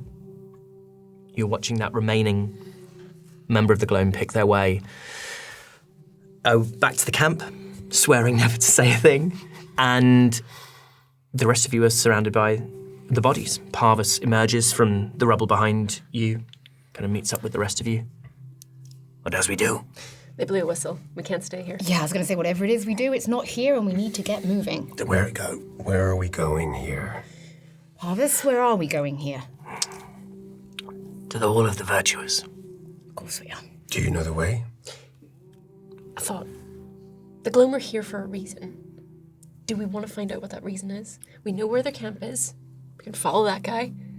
Let's just have a look, see what's going on, then the main plan. What if they is here to find where we is going? If we goes and we is followed, we could leads them right there. Well, either we're being followed right now and we'll take them there anyway, or we find out what they know by going to camp and we get away without being seen. I think it is a risk to go when we does not know we is being followed.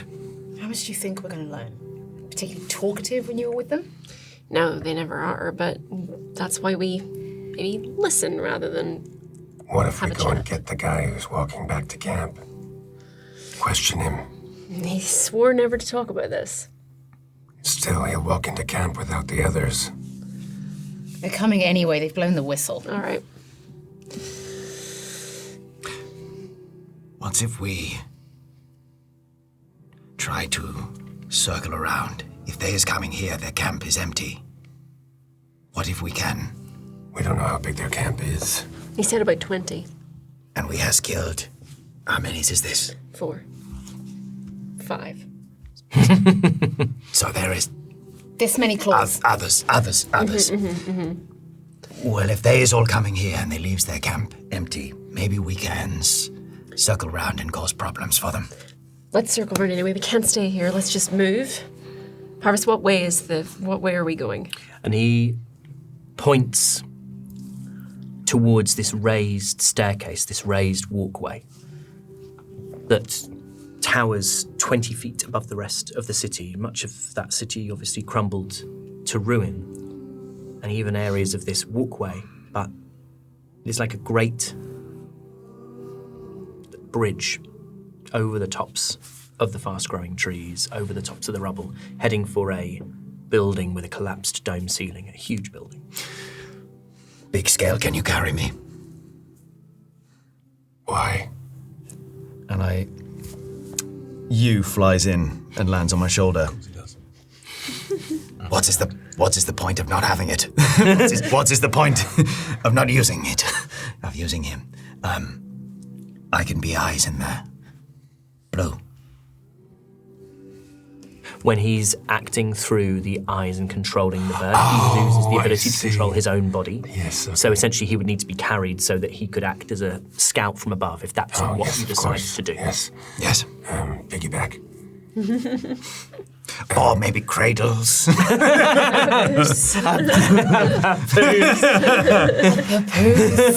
puts a little love in it.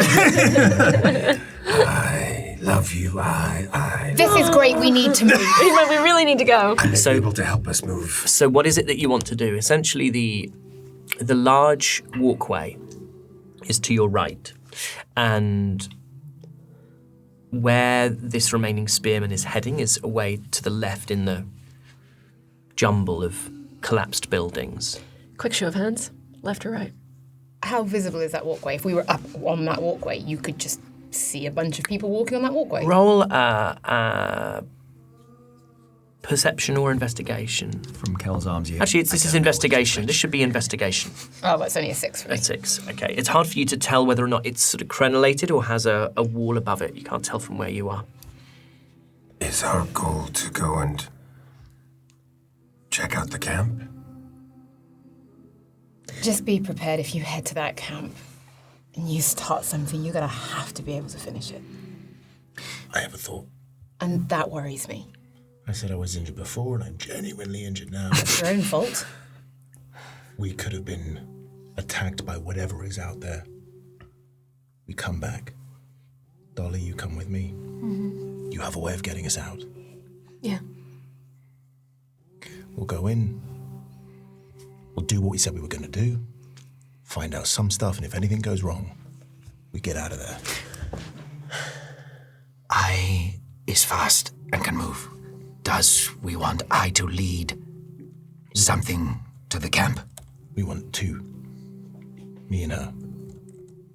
You can see from the sky. You can watch from a distance. Are you just going to walk in? Yeah. He's gonna limp in.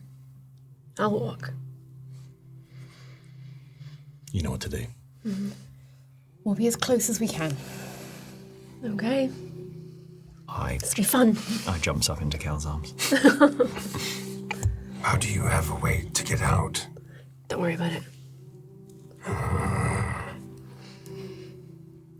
So, Well, I trust her more than I trust you, so Let's go. do this. so tell me what you're doing, who's going where, including Parvis.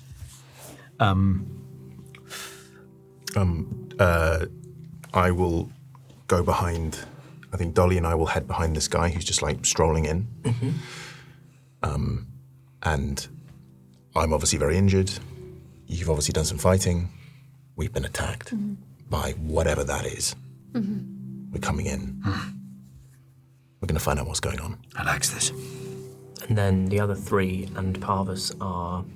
I think we'll walk with them, but at a point, I would try and sort of just hide. So I guess if I can hear absolute ruckus, I don't know, I could do something, but... So are we going to, hide and have a short rest while they go do... Yeah. Not a bad show. Go have a little rest. I'd like to quickly investigate Mikhail's body. Mikhail, yeah. Thank Okay, you. roll me an investigation check on Mickey. That is Mickey, my friend. 15. 15. You find a potion of greater healing. Yeah. You find some coins. You find a whistle, but nothing else. I want to grab one of the longbows off one of the archer guys. Absolutely. And can I search the mage? That's who's just been searched. Oh, that's who you just... Oh, okay. Yeah, they got named. If things is changing, if there's turning, firebolt. We'll get out of there. Downing a wine glass. Okay. All right, we'll find a place to rest and We'll see you in a little bit. see you in a little bit. Okay. So we're gonna head off in the direction of old making my way downtown guy. Okay, Vanessa. Carlton. You head out to times Vanessa speed on that Carlton. theremin. Yeah. No, his name is Carlton, Oh, I do apologise. obviously. I write a glossary. I can't name him what I want. So wait, you're Vanessa, That is not. and I'm we are. Carlton. No, they don't have names. You is Pamela, you is Anderson. No names. They don't have names. Okay. So, the other four of you are just going to try and take a short rest. Guess we're going to find a place to hunker down, yeah. Okay. You can roll me a survival check. See if you can find a safe place to do that. One of you. I is walking. Yeah. No, it's like 8 from me. Okay. So, places that would seem ideal for this purpose. You've just seen roots animate and things come out of the ground. There's no guarantee you can find anywhere here that's genuinely safe. You don't find anywhere that seems immediately dangerous, but you can't discern whether or not this is a good place to stop. But that's as it may be. We'll follow Dolly and Raidion for now. So are you two trying to just walk after? Yeah, you keeping up the appearance of, being injured. I'm genuinely injured. I'm not trying to keep up the fences. So you continue through the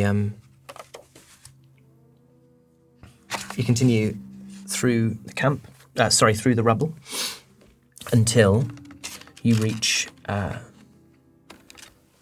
what looks to be an old marketplace. It is. There's tattered bits of canvas and cloth stretched across powdery stonework. Roll a perception check. You can both roll. What'd you get, Radiant? 7. 13. 13. With a 13, you can just about make out tendrils of dark smoke, as if wet or rotted wood is being burnt.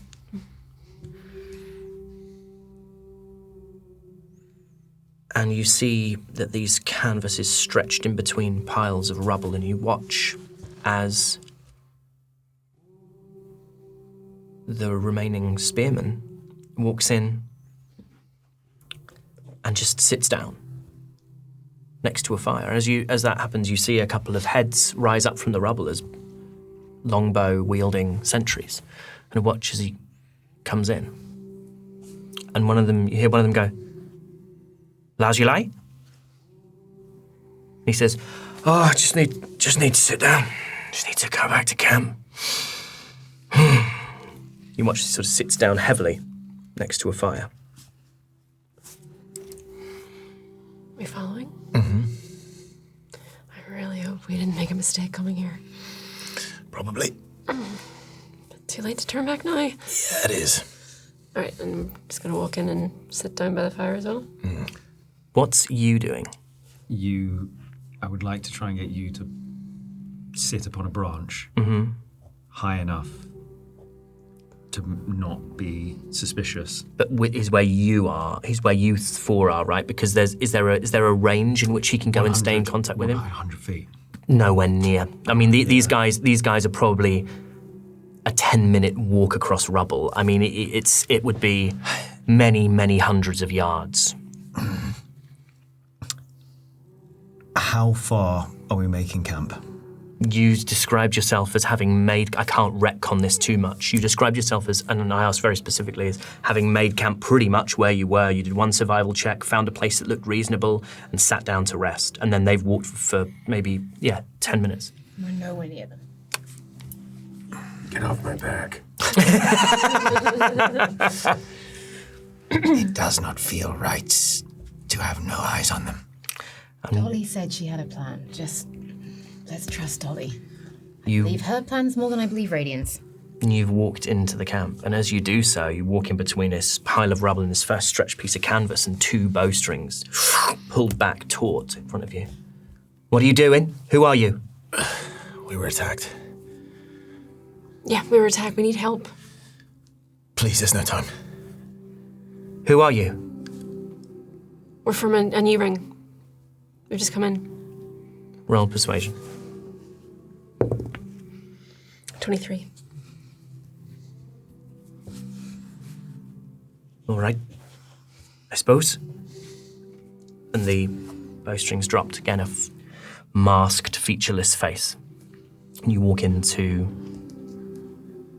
a little cluster of canvas.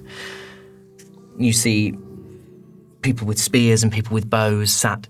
They've created little damp fires underneath stonework and trying to shelter away from the elements. Roll perception.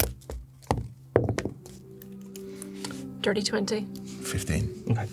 With a dirty 20, you see that there are 10 people here. 2 sentries that you've kind of walked through. You can spot 2 sentries over on the other sort of on the other 2 corners, if you like, of this camp space, looking out into the city, although they've turned and the attention of the group seems to be directed towards you. Immediately to your right is a little fire with 2 people with spears and another fire away to the left. And then right at the back of this sort of, what would have once been a market, is a large canvas, a large tent, and a table's been set up underneath it. There's a torch, you can see scrolls and 2 people leaning over a map stretched across the table. Are people around us talking? Everyone's just looking at you at the moment. Mm-hmm. Why are you looking at us so strangely? Because we don't know you. The voice from one of the spear wielding people next to the fire, Do closest to any you. of us know any of us? This is all the trust we need. Between rings, perhaps, but we know each other. We've noticed. You call each other by your names. Not in front of you, we shouldn't. Who have you met? Some of the ones who weren't so lucky when we were attacked. Yeah. Mikhail and the others. One of those tree things. We barely made it out. Mikhail trusted us, said this is where we come. Remind me of suggestion. It was go back to the camp and never talk about this. Mm-hmm. How long does it last?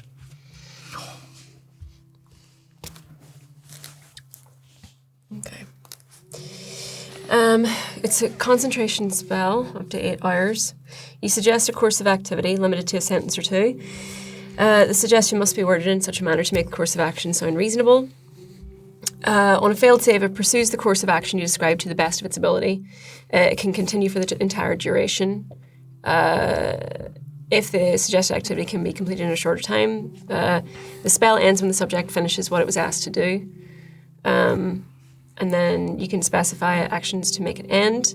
But if you or any of your companions damage the target, the spell ends. Okay. So they look over, their heads turn to the spearman who's just come in, who's sat down next to them. What's happened? Roll insight, Dolly. Just you. That's 19. You watch. You immediately go to see how he reacts to this question. And it's like he takes a breath in to say something, and then sort of throws his hands up, wordless, says, I can't.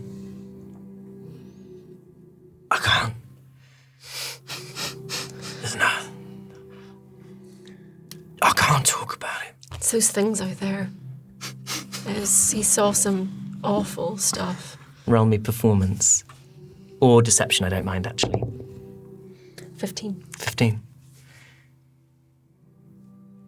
And then they look back to Lazuli. You've heard him called Lazuli. All of them. I can't talk about it. Puts his head in his hands. We did what we could. We came back here. We're really sorry. He promised that we'd be safe here. Come with me. And this guy gets up, leaning on his spear, and brings the two of you over. And you look at... takes you to the tent, under which there is this table and this map stretched out.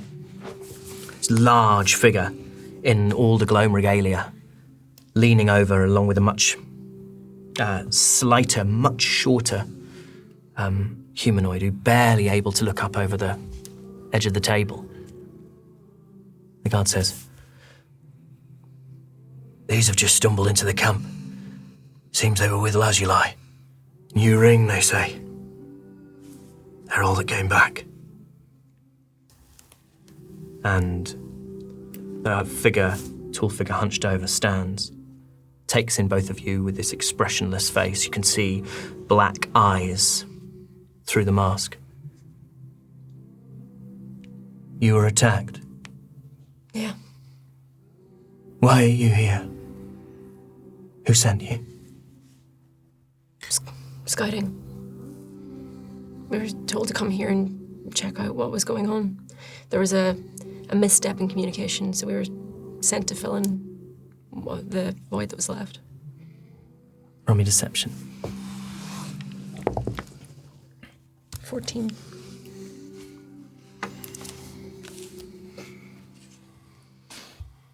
Can I help?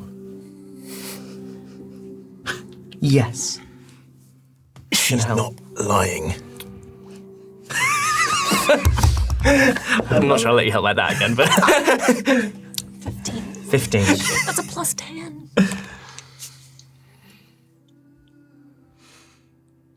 These are testing times. We're glad of everybody we have. Glad to be here.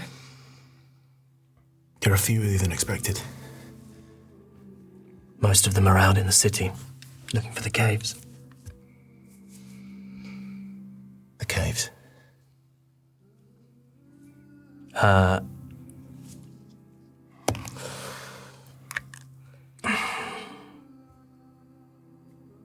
caves? Yeah. Just looks at you. Turns the head ever so slightly. You can feel these black eyes boring into you, really paying you attention for the first time. We've heard of the caves. Roll me deception. Can I help? I'd love you to help. No, It's a 6. It's a 6. He's not lying. I fucking promise you, man. I have a pretty decent plus to deception as well, so it's a shame. It's a shame. You should have been told if you were coming here.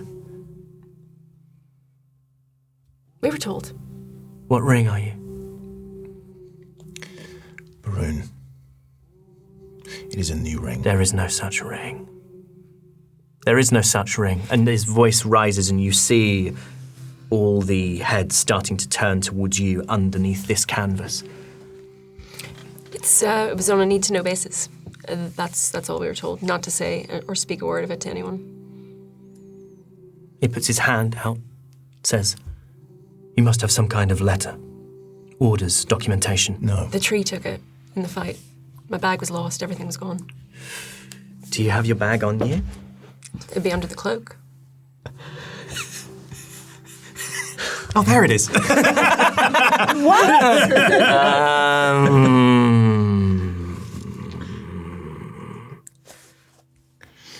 He gestures to the spearman who brought you over and says, "Search them." He goes to you first, Raidion. I hold out my hand. Mm-hmm. We're under very specific instructions. Fine, you don't trust us. Then we'll tell you why we're here. We were told to hunt the son of the tree speaker.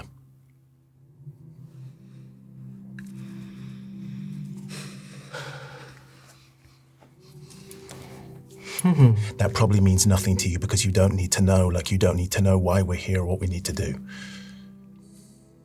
But we were instructed to do this.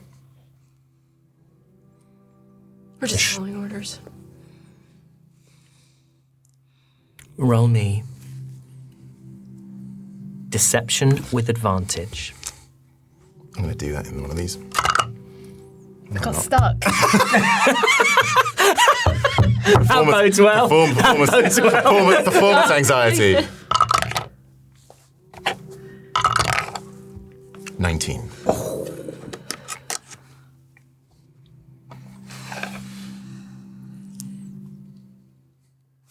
The spearman looks to the leader, unsure of what to do.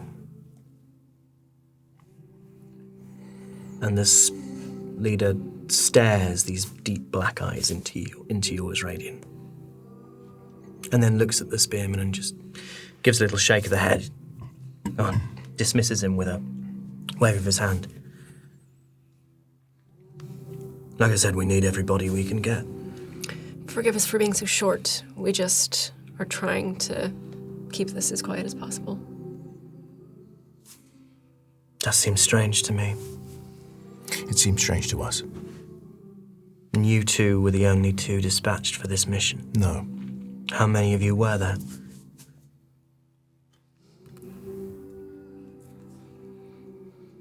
There were 4 of us.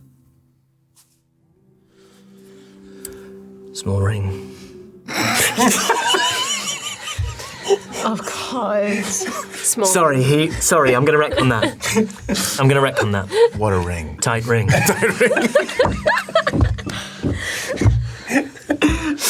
Tight ring for a small God, the world is rich. If you don't mind me asking, what's the smallest ring you've ever been a part of? None smaller than yours, that's for sure. Well, how about we show you how small this ring is?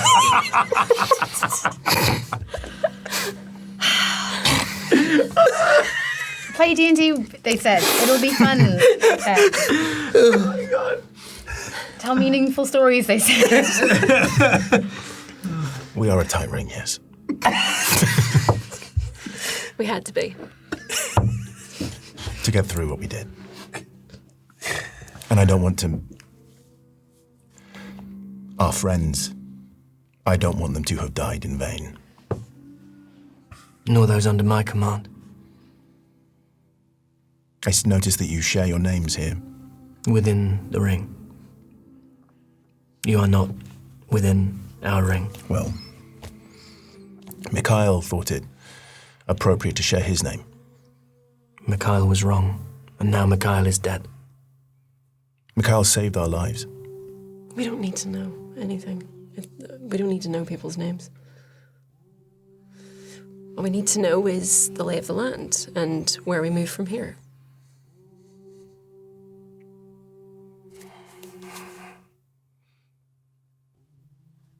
You are looking for the tree speaker. I do not know this name. I cannot tell you. Then, if by your leave, we'll have a rest here and then we'll continue. Let's go back to the 3 of you. Roll me perception checks. Oh, God. Aye. 14. 14. 25. 25. 11. I've rolled 4 7s in a row. 11. 25. After 10 minutes or so, from beneath the walkway that bisects the city, Kel, you see a group of cloaked Gloam figures approaching the area where the whistle was blown. And you see them start to search the area for the bodies. Let me figure out which group that would be. And after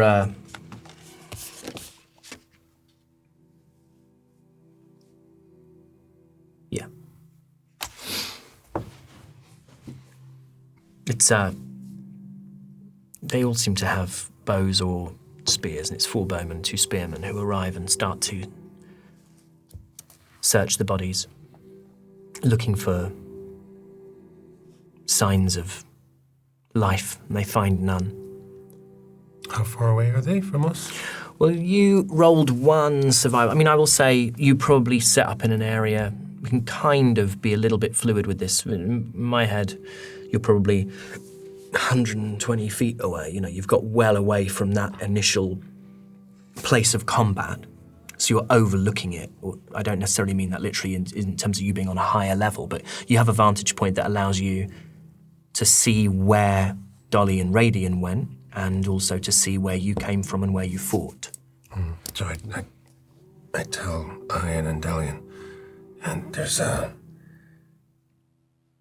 they're a Gloam. I does not know what's their plan is, but if they goes back, there is 3 bodies with arrows in the head. Whatever happens, this does not look good for them. Dolly will have found a way to talk about that. They won't be able to hide the fact that a bunch of people went out, didn't come back, apart from one who took a merry little stroll back to camp. I'm pretty sure Dolly's already calculated that into her plan. Who will they say killed these people? Well, Trees don't shoot arrows. well, they've got to get back to camp first. It'll buy Dolly and Raidion some time. How many are there? 5.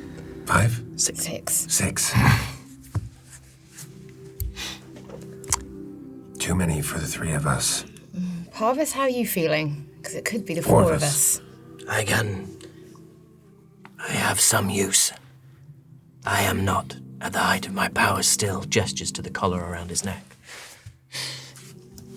I wouldn't do it unless you absolutely have to. The extent of my power is what you have already seen me perform. What if we do not need to fight them? What if I can draws them and has them run in another direction? And then you're by yourself with them I does following not you. need to be chased. I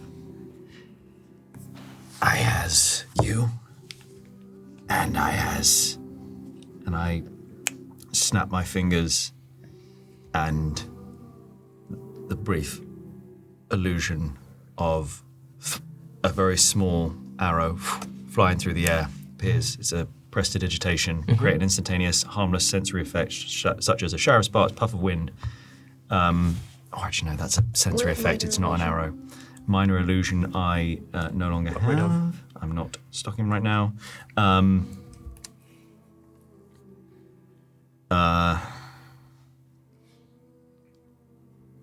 You create a non-magical trinket or illusory image that can fit in your hand and that lasts until the end of your next turn. That's prestidigitation. An illusory image can be an arrow, as long as it was small enough to fit in your hand. All it needs is an arrow to fly at them from the other direction. You can give it a go, but if they spot us, we're in big trouble. And right now, they haven't found us. Remembers that I also has these. And I don't. And neither does Kelnys. You will not be there. You can stay here. If I needs to run, I will run, leads them away, and I will circle back here. You're going to go out as bait? What other option is there? They goes back to the camp, and we risks the others. Sometimes we has to take the risk. And sometimes you have to trust them. Dolly said she had a plan. Okay, so we trust Dolly's and Dolly does the plan. I say we wait and see what these new Gloam do before we send anyone out alone.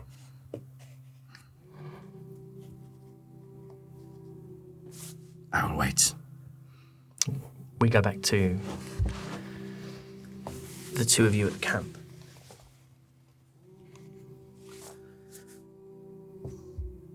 The leader says, "As you like, I'm here."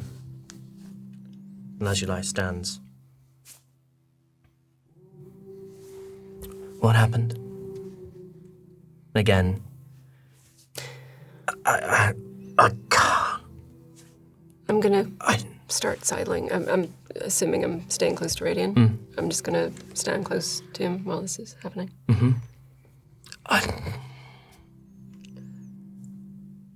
Who was it? How many were there? And his hands come up and he's like shaking now with the effort of trying to say something. I can't. Turns to you. What happened to him? Those things, I don't understand what they were doing. I think it was some magic that they have, but he seemed to have been struck by it and he hasn't been able to speak straight since. Roll me deception. 16. I'll help. She's not lying. Storytelling. Yeah, is it's just so unbelievable. vivid. Isn't Raidion it? just leans and just over her shoulder goes, It's not lying. Well, he should rest. Get some rest. Sleep or something. And get him some food. And one of them, others goes over to one of these dank fires. Gets a little bit of some kind of broth. Sits as you lie down, like a blanket round his shoulders and tries to get him warm. And you, as he's being led away, Lash going, no, I can't, I can't. Just can't. Should we get you patched up? Let's maybe sit by the fire for a second. Please.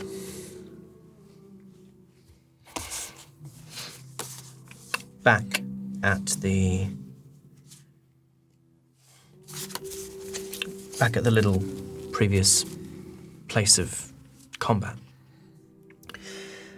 You're watching as the Gloam continue their search of the area. And then they start to head back in the direction of the camp.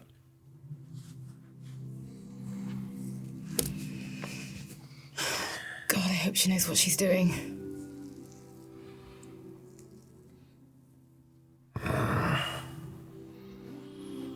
Perhaps now is the time for a distraction. All we'll do is buy them more time. They're going to head back to camp eventually. This is true. Parvis, the noise you cast earlier. Can you do anything like that again? I can, but I must get close first, and I have no way of hiding myself And we beyond risk that. using the rocks as cover. And we don't risk you, that's for sure. You. No, I think I understand. Yeah, I'm not sure I do, that's the problem. You have to think of something that doesn't risk you. We can't come and get you. Can you, the owl? Not you, the eye. I has a plan. What are you thinking? I flies you down. You the birds, not the you flies down. You lands. You following this, Parvis? I think I am. Like you see the collar starts to glow. You lands. In front, in the direction they is going. Buying I little times to move round to the other side. And use. And he doesn't really know the words, so he goes, Perseverance. I'm sorry. Perseverance. There one. This. Prestidigitation, says Parvis. Thank yous. It is a miracle we're all still alive. To fires an arrow. from the other ways. All right, try it. Kel, get ready. If this goes wrong, we're going to go fight. So you are 120 feet from where they are at the moment, and they're starting to prepare themselves to head back to the camp. Are you going to stay where you are with Parvis in this sort of hidden position and allow I to go alone, or do you want to get slightly closer, which would require checks in order for you to be more Where are they? 120 feet? I'll get slightly closer with you and then sort of let you go off on your own. So how far do you want Then to? I'll have to go with you. How far do you want to get from them before you essentially allow him to go alone? Say we're saying 120, I'd go halfway. Okay, so you want to get within 60 feet. And I can move 60 feet in a turn. Yeah. So, Yeah. that can be me there and back. So, there, and then I'm on back. So. Yeah. And your old boots of speed, they just, every combat, right? They reset. Yeah, every combat. So right now, not in combat, I'm just Gorgeous. using them. Yeah. And we counting what we've done as a short rest, by the way. No, it would be, you could re-roll one, I don't think it's been an hour. I mean, I said it's been 10 minutes. The Fine. way a short rest kind of works really No, is that fine. it's 4 hours and you can re-roll up to half your hit die, like one for every hour that you've been, I think. I mean, I think it's an hour, a short rest. it still hasn't been an hour because I specified At after least about 1 hour long. Yeah, I specified 10 minutes. That's fine. I wish we still had some of that cream. Okay. I hope we're going to make some good use of this time. Let me see what Parvis can do, because Parvis needs to figure out whether or not he comes with you as well. Parvis is also going to try and get to within 60 feet because he's useless beyond that range. Yeah. So let's have the four of you, including Parvis, roll a stealth check. Parvis rolled a 23. I'm using heroic inspiration. 7. 7. 15. 21. You start to pick your way through the rubble. Parvis and I staying low, Elowen just about crouching beneath the cover. And Kelnys, you stumble on some masonry. And the heads of these 6 snap towards you. Wild shape. Oh, I tell you what, here's fun. I would like you to roll a dexterity check, just like use a d20 plus your, or do I get you to roll an arcana? Could I help by flying you in a direction that would be like a? I'd quite like to just try this thing as is, I think, because it's so unusual. Okay. What I'd like you to do is I'd like you to roll an arcana, which will be contested against one of them rolling a perception check. If your arcana beats their perception, then they look at you and see an animal. If their perception beats your arcana, they look at you and see you, who then turns into an animal. I'll give you a roll here. What I'd like you to roll, Alex, essentially, is whether it's a... Alex Jordan the actor. Alex Jordan the actor. Wow. The one of these has a +3 to perception, one of these has a +1. You roll me a luck check, 10 or higher, and it's the one with a +1. 13. Okay, so they only have a +1 to the roll. What is your +2 arcana? +2. Okay. I rolled a 4. Oh, come on. Becomes Douglas. a 5. Come on, Doug Cockle. You have to roll a 3 or higher. I have to roll a 3 or higher.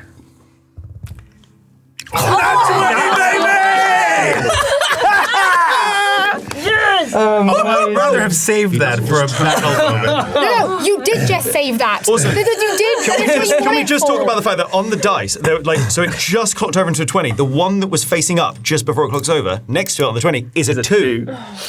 It was so close to being 2. Okay.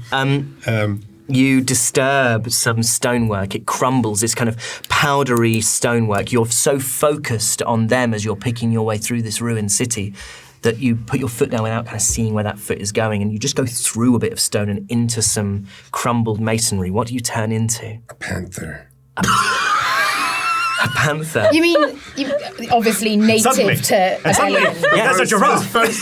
turns into a panther. Yeah, turns into a panther. And as I turn, I just go, Alvin, go with it. and then I jump on top of Elowen and I go like I'm tearing someone apart. I'm hidden. No, Doug. I'm tearing someone apart. I'm hidden. They don't know I'm there. They now know I'm there. They know you're dead. No, they don't. They don't. They don't. Okay, don't do that. Good God. You were the only one they saw. They were all hidden. They're all hidden. All they of us. passed But This is the wildest use of wild shape ever. You could have been an ant. You could have been an ant. That's my secret. Let me maul you to death. you could have been another burrowing owl for all I care. No, I don't think this is fucking terrible. Oh my god! Oh my god! So This is the last time I agree to do something because I think Alex will get sad if we don't. and then I jump up in full view of them and I go. Rah! Roll me an intimidation check. Oh my god. With advantage, you rolled no, actually flat, but you might have had advantage. But this is so insane. And then add 20. The best thing. Just roll me an intimidation check. You can use That one. Oh no, it is. Oh my god! I hate this. I hate this. Yin and yang. as you jump up, you go to roar. And you don't know whether it's a quirk of wild shape, but you do it with your own voice. You just sort of go roar. It's the least intimidating thing you've ever seen. Can we go for a drink after we finish? The spear carriers just sort of hold their spears out at the moment in which they see you. You mauled Elowen, right? You wanted to make it look like you were mauling Elowen, or are you just jumping up on I didn't want them to see Elowen. I just wanted it to look like I was. Okay, so we sort of had like a Punch and Judy dumb show. I'll be honest with you. I think it might be more terrifying if I saw a panther leap up and just go, rah! I think that would terrify me so much more. I don't think the DM's buying it. Such a human voice. And Sup, guys? and then I see the reaction. It's like the zombie at the end of a Buffy episode. I'm gonna have. I mean the Oh, this is fantastic. one of them's just gonna. One of them's gonna shoot one of them's gonna shoot an arrow at you. 6 of them. There's 6 of A them. dodge. Okay, they rolled a 4, which becomes becomes a 10. What's the AC of a panther? Oh, good question. You're never finding it in that book. 12. Okay, it misses. Yes. It misses. So the panther, an arrow like pings off the masonry next to you. Okay. I sort of. Okay. I pick up the arrow in my teeth. I go, ah! Doug, I don't know what you want me to do. I don't know how you want me to reward this. I can't understand what you're attempting. I'm in a fever dream. Are you sure I didn't get hit by a car when I went for lunch? Like, am I dead? This is so weird. I think I died at lunchtime. I think I choked on one of those chicken bites. I think at this point, they just. And then I do you know the thing that cats do when they want to play? That little, like, pouncy thing? What's the end game? At this point, can I just say, at this point, Because it's joyful. I'm going to say you can totally use this as cover. If you want to start moving that's what I'm around, doing. this I'm is one of the distracting. strangest. at this point, I is like use cover, and he gets round to his position. roll me looks over. stealth with advantage as you try to get round to the other. I mean, just now.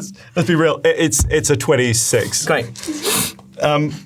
I gets all the way round and looks over and just looks up and sees a panther with an arrow in its mouth going. And it's like learning this word several episodes ago. Just goes, the facts. Can I just make sure that you understand the mechanics of prestidigitation? Yeah. You know where you know. 10 feet. It's got to be, yeah. So I have to do it within 10 feet of me. It can only go from me to 10 feet of me. But instead, what I'm going to do is I'm going to take out my torch. Mm-hmm. I'm going to light it. Yeah. And I'm going to make the sound of people trying to cover whispers, but poorly, in an attempt to get them to turn and just see a torch, and then I want to, using my speed, just run in the opposite direction. Holding the torch? Holding the torch. Okay. None of this is what we discussed. I know. I know. But to be fair to Alex, I now have to do something. there is. I now have to come up with something totally different that might make sense in this circumstance. Okay, so It's perfect. so Kelnys has turned into a panther and gone,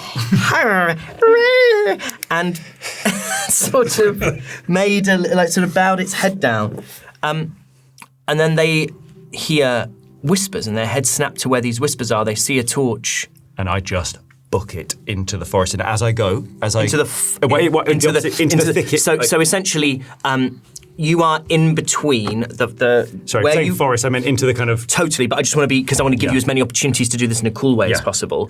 There is the way that you came, which is originally into the city, which is back towards the forest. That's 6 o'clock. You'd gone off to 9 o'clock, if this is all happening in the centre of the clock, and away to like 2, 3, 4 is this raised walkway. So, and then sort of 12 is where the camp is. Yep. I want to go 6. I want to get them away from the opposite direction of this, and I just want to absolutely book it. Okay. And as I disappear into the thicket of, I want to extinguish the torch. Okay. I'm going to have one of them. There were 2 longbows. I'm going to have one of them roll an attack with disadvantage because you are kind of getting out of their range quickly. Nat 1. They shoot themselves. They shoot the panther. They don't. I just want to play. I'm gonna have them roll an insight check. I'm gonna have one of the kind of leader spearmen roll an insight check. Okay. If they succeed, they're going to recognise that these 2 events are too odd not to be somehow connected. If they don't, I think one of them is just odd on its own. Yeah. But if not, they're just gonna. Okay, they rolled a 5, which becomes a 6. So you hear from your hidden position, Elowen. You hear, "After him!"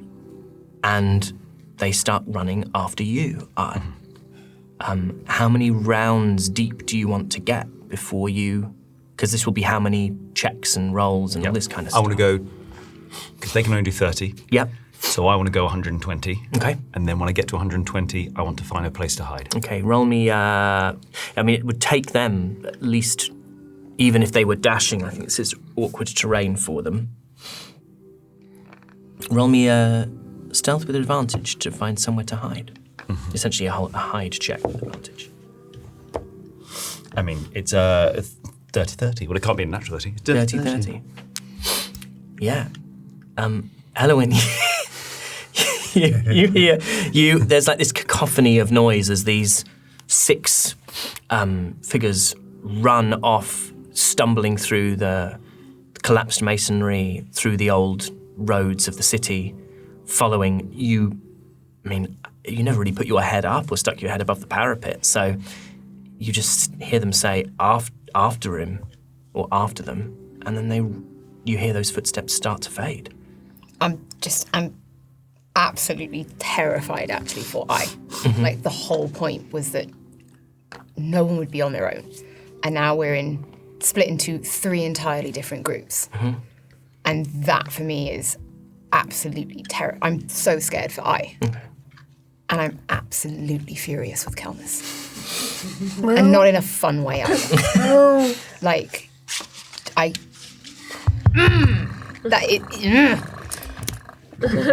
not now.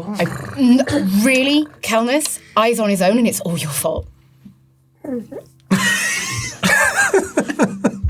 We'll go back to the camp.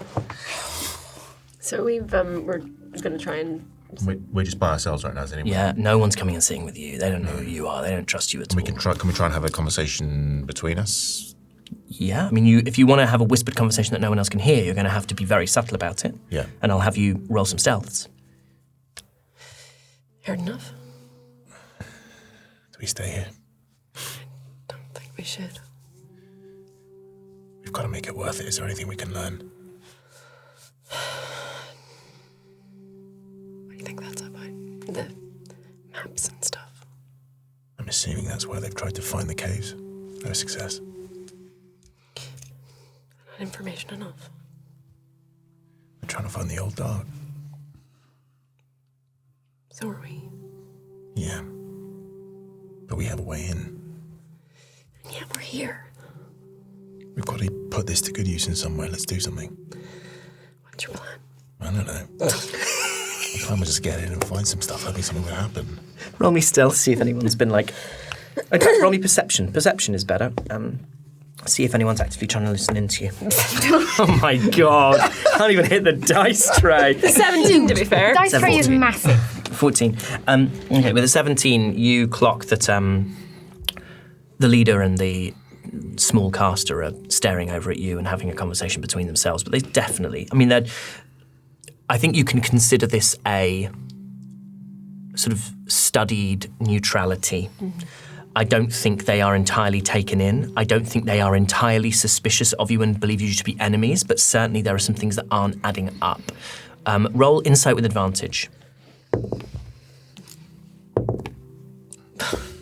Like shit. 8. 8. It's hard to tell how long you'll be welcome here. I don't think we're going to find out much more. They're on high alert. You've got an escape plan, right? Yeah. Raidion. Even my spells have their limits. They're not going to let us leave. They don't need to let us do anything. Exactly. So let's cause some chaos whilst we're here. No matter what happens, stay within reaching distance. I will. And I'll get us out of here. Okay. I want to look around the camp and see if there's... I'm going to do an investigation just of where I'm sitting, Right. which is like, is there anything explosive? Is there anything explosive? Mm-hmm. This idea. And as you're looking, suddenly a panther mauls you. How about that with Kelnys' voice? Hey, lads, play along. Would they have anything explosive? You know what? It's not that mad an idea that they would. Should I roll? Yeah, and I will say, here's what I'm going to say. Anything above a 5, they have come here with some sort of explosives to clear debris. Mm-hmm. Anything above a 10, those things are currently in the camp. You going to roll it in the little skull boy? Fuck it, yeah. Oh, no! I just think have some fun with it, Let's you know. let's give It's one. having fun with things. My little skull boy, do me okay. 4. When will you listen to me about that thing? Can I roll it with advantage? Every single time. No, you cannot. It's a 3. Every single time. Honestly, this is the worst.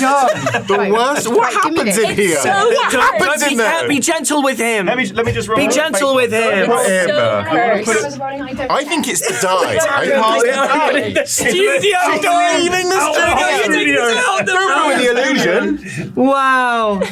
Wow, that's never happened. Don't bludge the light. It's so cursed. I feel better now that's out of the room. Mark, what have you done to that thing? Well, there's nothing I Blood can magic. see. No, yeah. You can't see anything explosive. No, of course you can't. Can't see fucking anything. We can't have them find the old dog. No, but what do you expect them to do? We can't take them all on. I was hoping I'd find some explosives, but obviously that didn't work. Well, not everyone travels with explosives on. I just thought maybe they'd be like blowing some stuff up or whatever, but clearly that Okay, you know explosives what? are not here. This is not the time. I'm usually very good. You know what? I know you like to be right, but Oh wait, this is an investigation? Yeah. Oh, I have like a +7. Oh no, sorry, that was a luck check as to whether or not they'd got it. Oh. Really? Oh, I wasn't very Got lucky. you actually then. Yeah, I did think he had you. I think that was more. Yeah, I mean, I think it would have been an investigation. It would have been an investigation to figure out where they are and blah blah blah. Yeah. Luck checks. But this is more about. Yeah, we really don't do well at luck checks. No. We really don't at the table. We rarely get in double Because digits. Ben keeps rolling them. Sometimes I just... Do you ever feel sometimes you're just really unlucky? I feel like you're really unlucky Why do you think that is? because you bring it on yourself. It's just a negative mindset, you know? I don't think I have a negative mindset. I think I'm really positive. No. I thought it was a positive decision to come here. I thought it was a positive decision to kind of... How do you think the other guy's getting on back there? I don't know. Could be doing anything. Imagine if they were like, I don't know, like getting themselves into scrapes. Or... They won't. Elowen's there. There's no way that sort of thing would happen. This is really I level-headed. just feel like we shouldn't have left her with those two. That'd be fine, honestly. At this moment, they run past I, and I goes, I makes my own luck. Are we done here? What do you want? What do you want to get out of this? I don't know what I want to get out of it. I just feel like there's something here. But they're not going to let us find it. Look, they're watching us right now. You look up and you see that they are absolutely watching you. Like you are like the new kids in the school who in the canteen who claim to have come from a different school that no one has heard of. And you've walked straight in during lunch break and everyone's like, why are they here? I grab your hand and I walk over to the main guy. The leader? Listen, I know it's really hard out there and we've lost people. I just wanted to give you this, and I give him the whistle that I took off Mikhail's body. Mm-hmm. He was good and kind. And I really appreciate what you've done for us. Roll me persuasion. In the thing? See? 23. 23.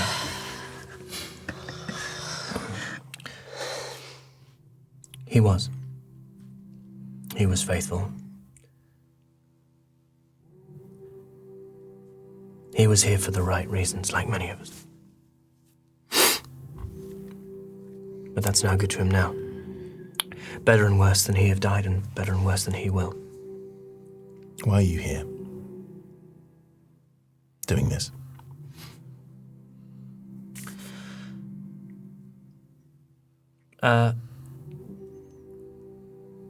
Looks to his caster. Says, will you give us some space? And the short humanoid sort of inclines their head and disappears. Heads out from underneath the tent.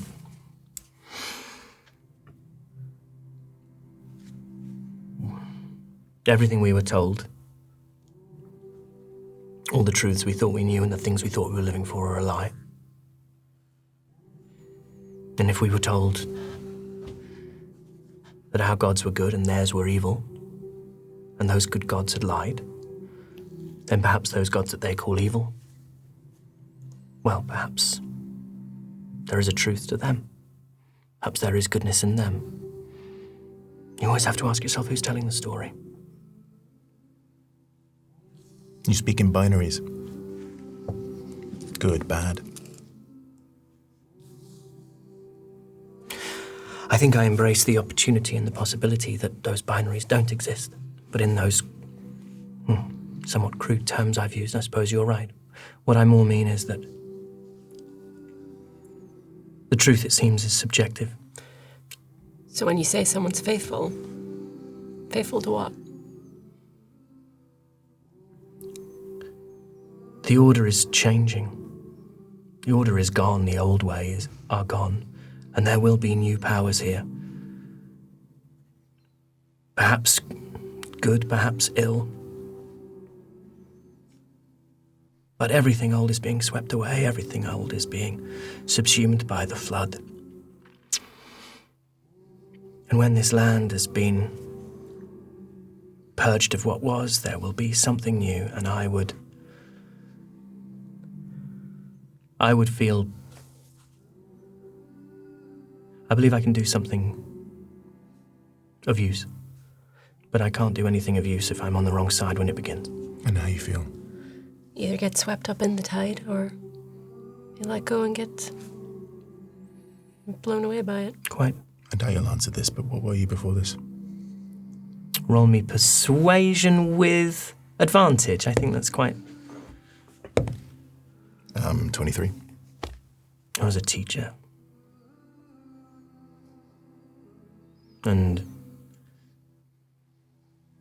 for years I taught people that everything they read in their books was true. And I assigned levels of intellect and wisdom and insight to people who understood those stories and came to the same conclusions as me. And the more they agreed with me, the more I told them they were correct. And the more they challenged me, the more I told them that they were wrong. And now it turns out I was wrong. When did you first hear there was another way?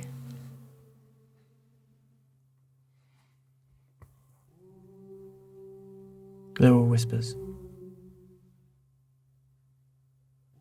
Whispers for a long time. Years. But I never believed them. It was only when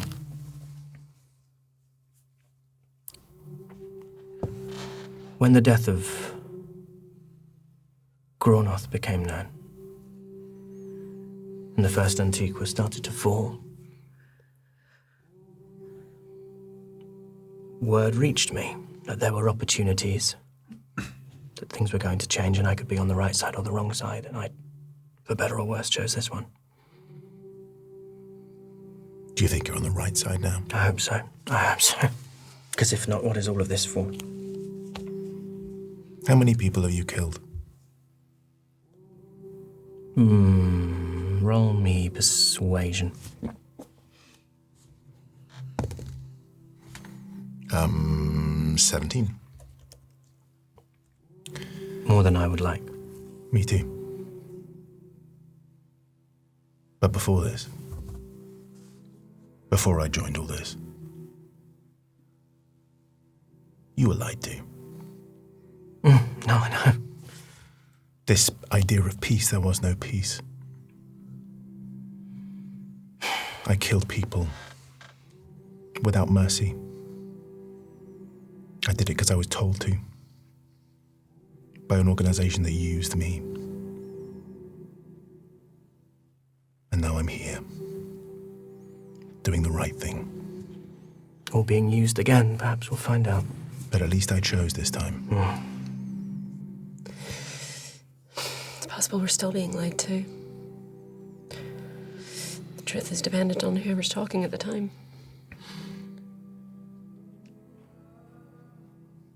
What can we do to help you?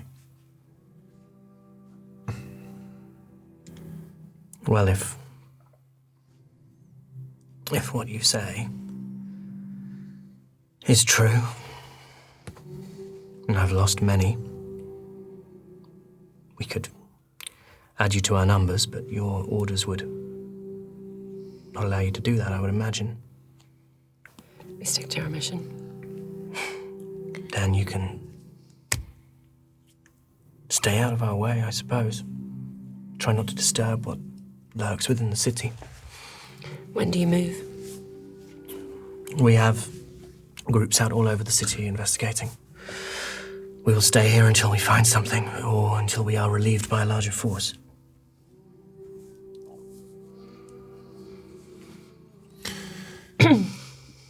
Okay. You arrested? I'm rested. Not really. But I'll make it through. I've come through worse. I think we all have. Well, good luck. Whatever it is you're doing, wherever it is you're going. Same to you. He reaches a hand out to you. Mm-hmm. I reach my hand out to him. I must warn you. I am blighted. Ah.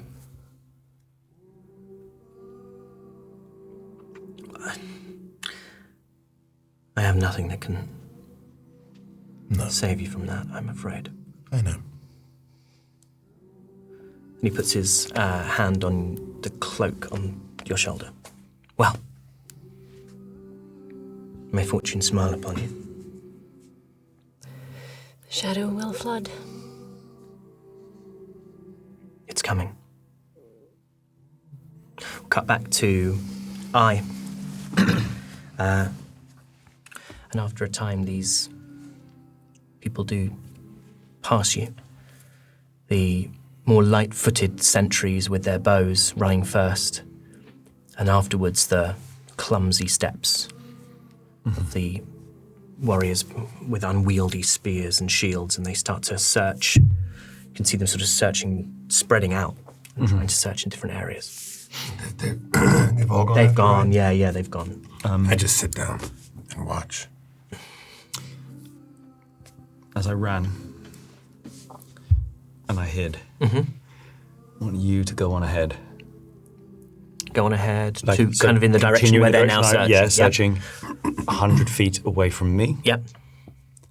And just some noise in the sort of, to keep leading them further. Yep.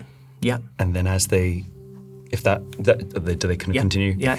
And then kind of up into Yep. the air, and I want to try and sort of make my way back. Roll stealth with advantage. I mean, you're 26. Yeah. So you're back retracing your steps, barely making a sound, soft footfalls over the stone. And you arrive. Elowen, what are you doing? I suppose it's weird because I guess I'm looking for Eye. Yeah. Roll me perception check. And that is a dirty 20. A dirty 20. And you roll a 26. So you don't see him until he's right on top of you. But not in the same way that the panther was. But Eye sort of pops up from beneath the masonry. They's gone. For now. They are gone, and that was ridiculous. What were you thinking? The dice plan has worked. Luckily. I rub my head on Eye's shoulder. Parva slips into Kobold. And he says to you in Kobold, she was very worried about you. She doesn't want you to be hurt. That is what tribe does. Tribe worries, but sometimes I am in Kobold now. I can just I can talk to you freely.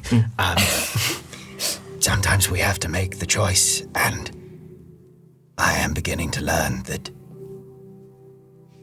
you can make choices for the tribe and still be a different I. Not once I was like the many. We all are. But my time alone has changed what I means. And I mean something different now, beginning to mean something different now. Take you, for example. And you land on my shoulder. This you, not you. This you is mine. This you is not the tribe's. And this is new to I. And I feel that I understand what an Elowen feels. I feel it for tribe, but I feel it for you. You will return to me, but you is mine. And sometimes it is nice to do things for both I and the tribe at the same time. And what that was for both. And Parvus nods. You are right in these things that you say. You is yours. You are part of the tribe, and you are also your own. You has responsibilities to the tribe. You has responsibilities to yourself. And in moments such as this, it is not just about being brave, it is about offering comfort to those who fear for you. And when you is good at something, it is nice to do something for others, not for the tribe, but because you wants to. It is different. It is the same, but it is different. Before, it was for the tribe, and that was all. Now, it is because I wants this for the tribe. I feels it. I likes it. And I didn't think about what I liked before. But now I enjoy it. Doing these things. It is not just rooted in duty. There is something like what they might describe as love.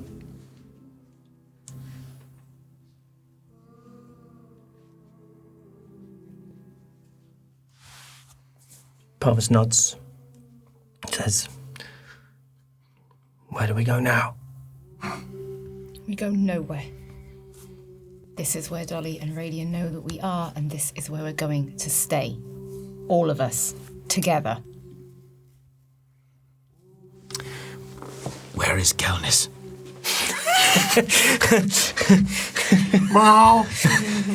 I dropped the sticker in front of This makes sense now. None of it makes sense. None of it has ever made sense. None of it will ever make sense. For your own sake, Kelnys, I really wouldn't touch me. Let's go back to Raidion and Dolly. Ready to go? Yeah, ready to go. Okay. Just gonna leave them be. What more can we do? You had to look around for explosives. I don't really see what else we can do to sabotage this outfit. Okay. Walk around tying all their shoelaces together. You wanna do that? No. Good. A little bit. You think they're gonna let us walk out of here? We don't need to. I'm gonna put it in my hand. What is it? I haven't done this for a while, so I think it's better if we don't have everyone watching. Is there like a darker corner we can go to? Yeah, you can move. You can move into a kind of area of the masonry that's fallen, that isn't currently occupied. Okay. I think the fact that they will have been watching and they've seen the leader put his hand on your shoulder, Raidion, I think means that for now you're in the clear. That's fine. Okay. I'm not gonna be sick, am I, when you do this? Fair warning, there can cause a little bit of nausea. Oh my god, I get a lot of motion sickness. You do this kind of stuff all the time. Shush, I need to concentrate. Okay. Okay. Give me your hand. Right. Well, both hands? Yeah, why not? Okay. Oh god. Oh god. And she's going to think really hard about the path that they took to get here, and thinking about the farthest point that she can see and picture in her mind's eye, which is approximately 500 feet from the space that we're occupying right so now. it's about 170 yards. She's going to cast Dimension Door and teleport us both out of there. What does it look like? I think like there's her eyes start to glow yellow, and there's kind of like almost like a mist effect, and a brief little glowing sigil of a moon. A crescent moon is going to glow on her forehead. She's going to be like, just don't move, okay? Just don't. And like in a flash of sort of pinky kind of purple light, they're gone. And instantly we're somewhere else. Okay. Oh, that's not bad. I thought I was gonna be sick. Yeah, well, sometimes. No, there it is. No. Oh god. The difference is when I do it, I'm used to it. It's like when you're in a car and you drive it yourself. I know. And Well, I don't normally have a passenger, so. This doesn't make any sense in Reliquia, but you get the idea. Roll perception checks. Dirty 20. Dirty 20. Also a dirty 20. Okay, you hear. You can hear You're not far enough away from the camp that you can't hear that a sudden conversation has started, but you are not within view of that conversation. I think we need to get out of here really quickly. Let's go. And you make your way back to the place where you fought. And there you find Elowen, Parvis, I, and a panther. What's that? Don't talk about that. We don't. Kel? Yeah, we don't talk about that. Did something cool. No, we didn't do anything cool. Everything's been fine. I'm glad you're back. Oh, good. Okay. Well, that seemed easy. Yeah, that was easy. Yeah. So easy. So Nobody risked any lives whatsoever. no, none at all. It's technically been quite boring since you left. And it was a really fruitful experience too. I think we all learned something, right? Yeah, this wasn't a colossal waste of time in any way, shape, or form, especially when we're desperately trying to reach a missing god. But anyway, Not much, just a little bit more about the Gloam, how they operate. Why is they here? They've lost faith in the virtuous, and some of them are turning to the vile instead. I did not mean philosophically. I meant mission. Geographically. What's their raison d'etre? Ask the kobold Oh, in you his mean fourth in language. an immediate sense? Okay, well, yeah. Kind of the same thing we are. They're looking for caves. I turns to Parvus. There's here for the caves. Carvilius. They have a lot of people out looking. They're gonna find them eventually. Previously, Parvus told you that their fear was that they had told Carvilius about the existence of the caves a long time ago. Parvus says, I never told Carvilius exactly where. I merely said within Alveleon. That is very evident. They are searching this place up and down. They have maps, but they have not found it yet. Well, they do not know where to look. Good.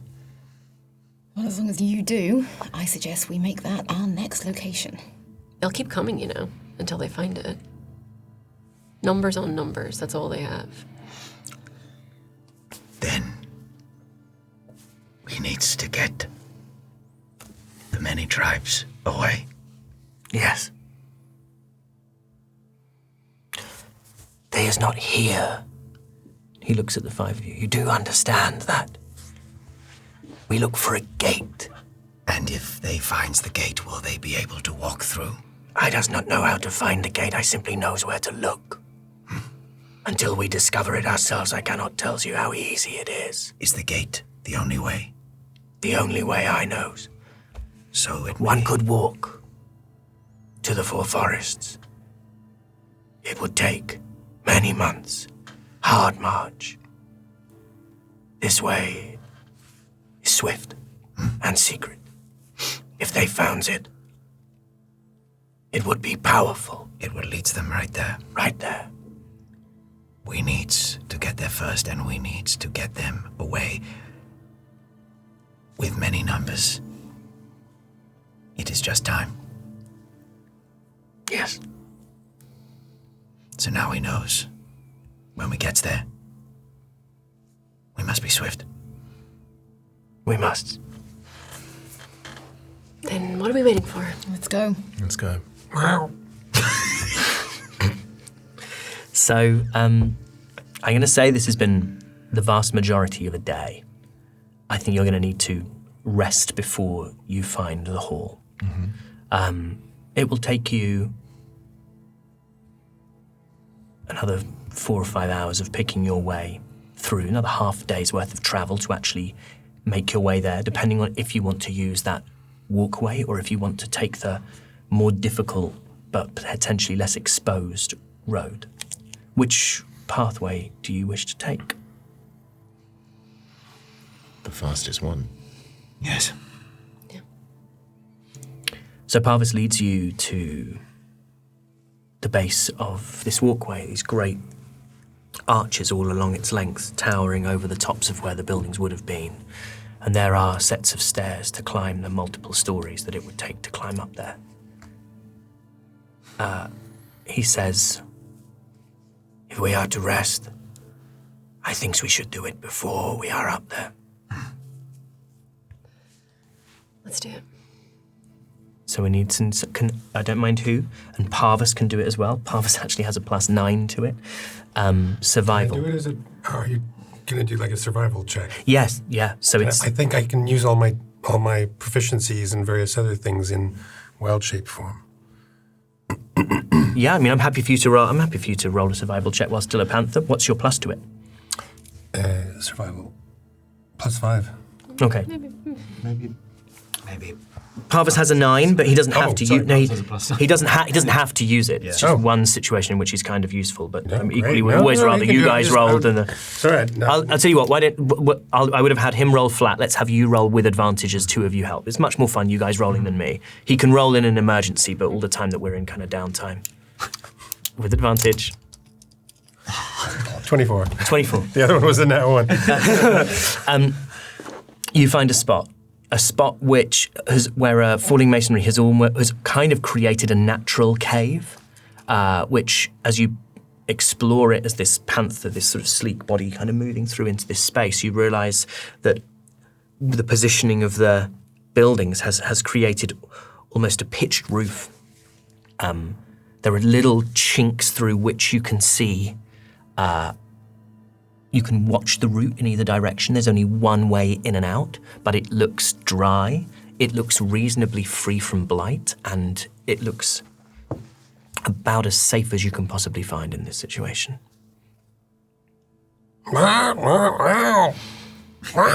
Is it Kel? They can't understand you. Of course not. Of course not. These people never meet me halfway linguistically. Someone has fallen down a well. Point to the cave. You point it out to them, and you can start to make camp for the night.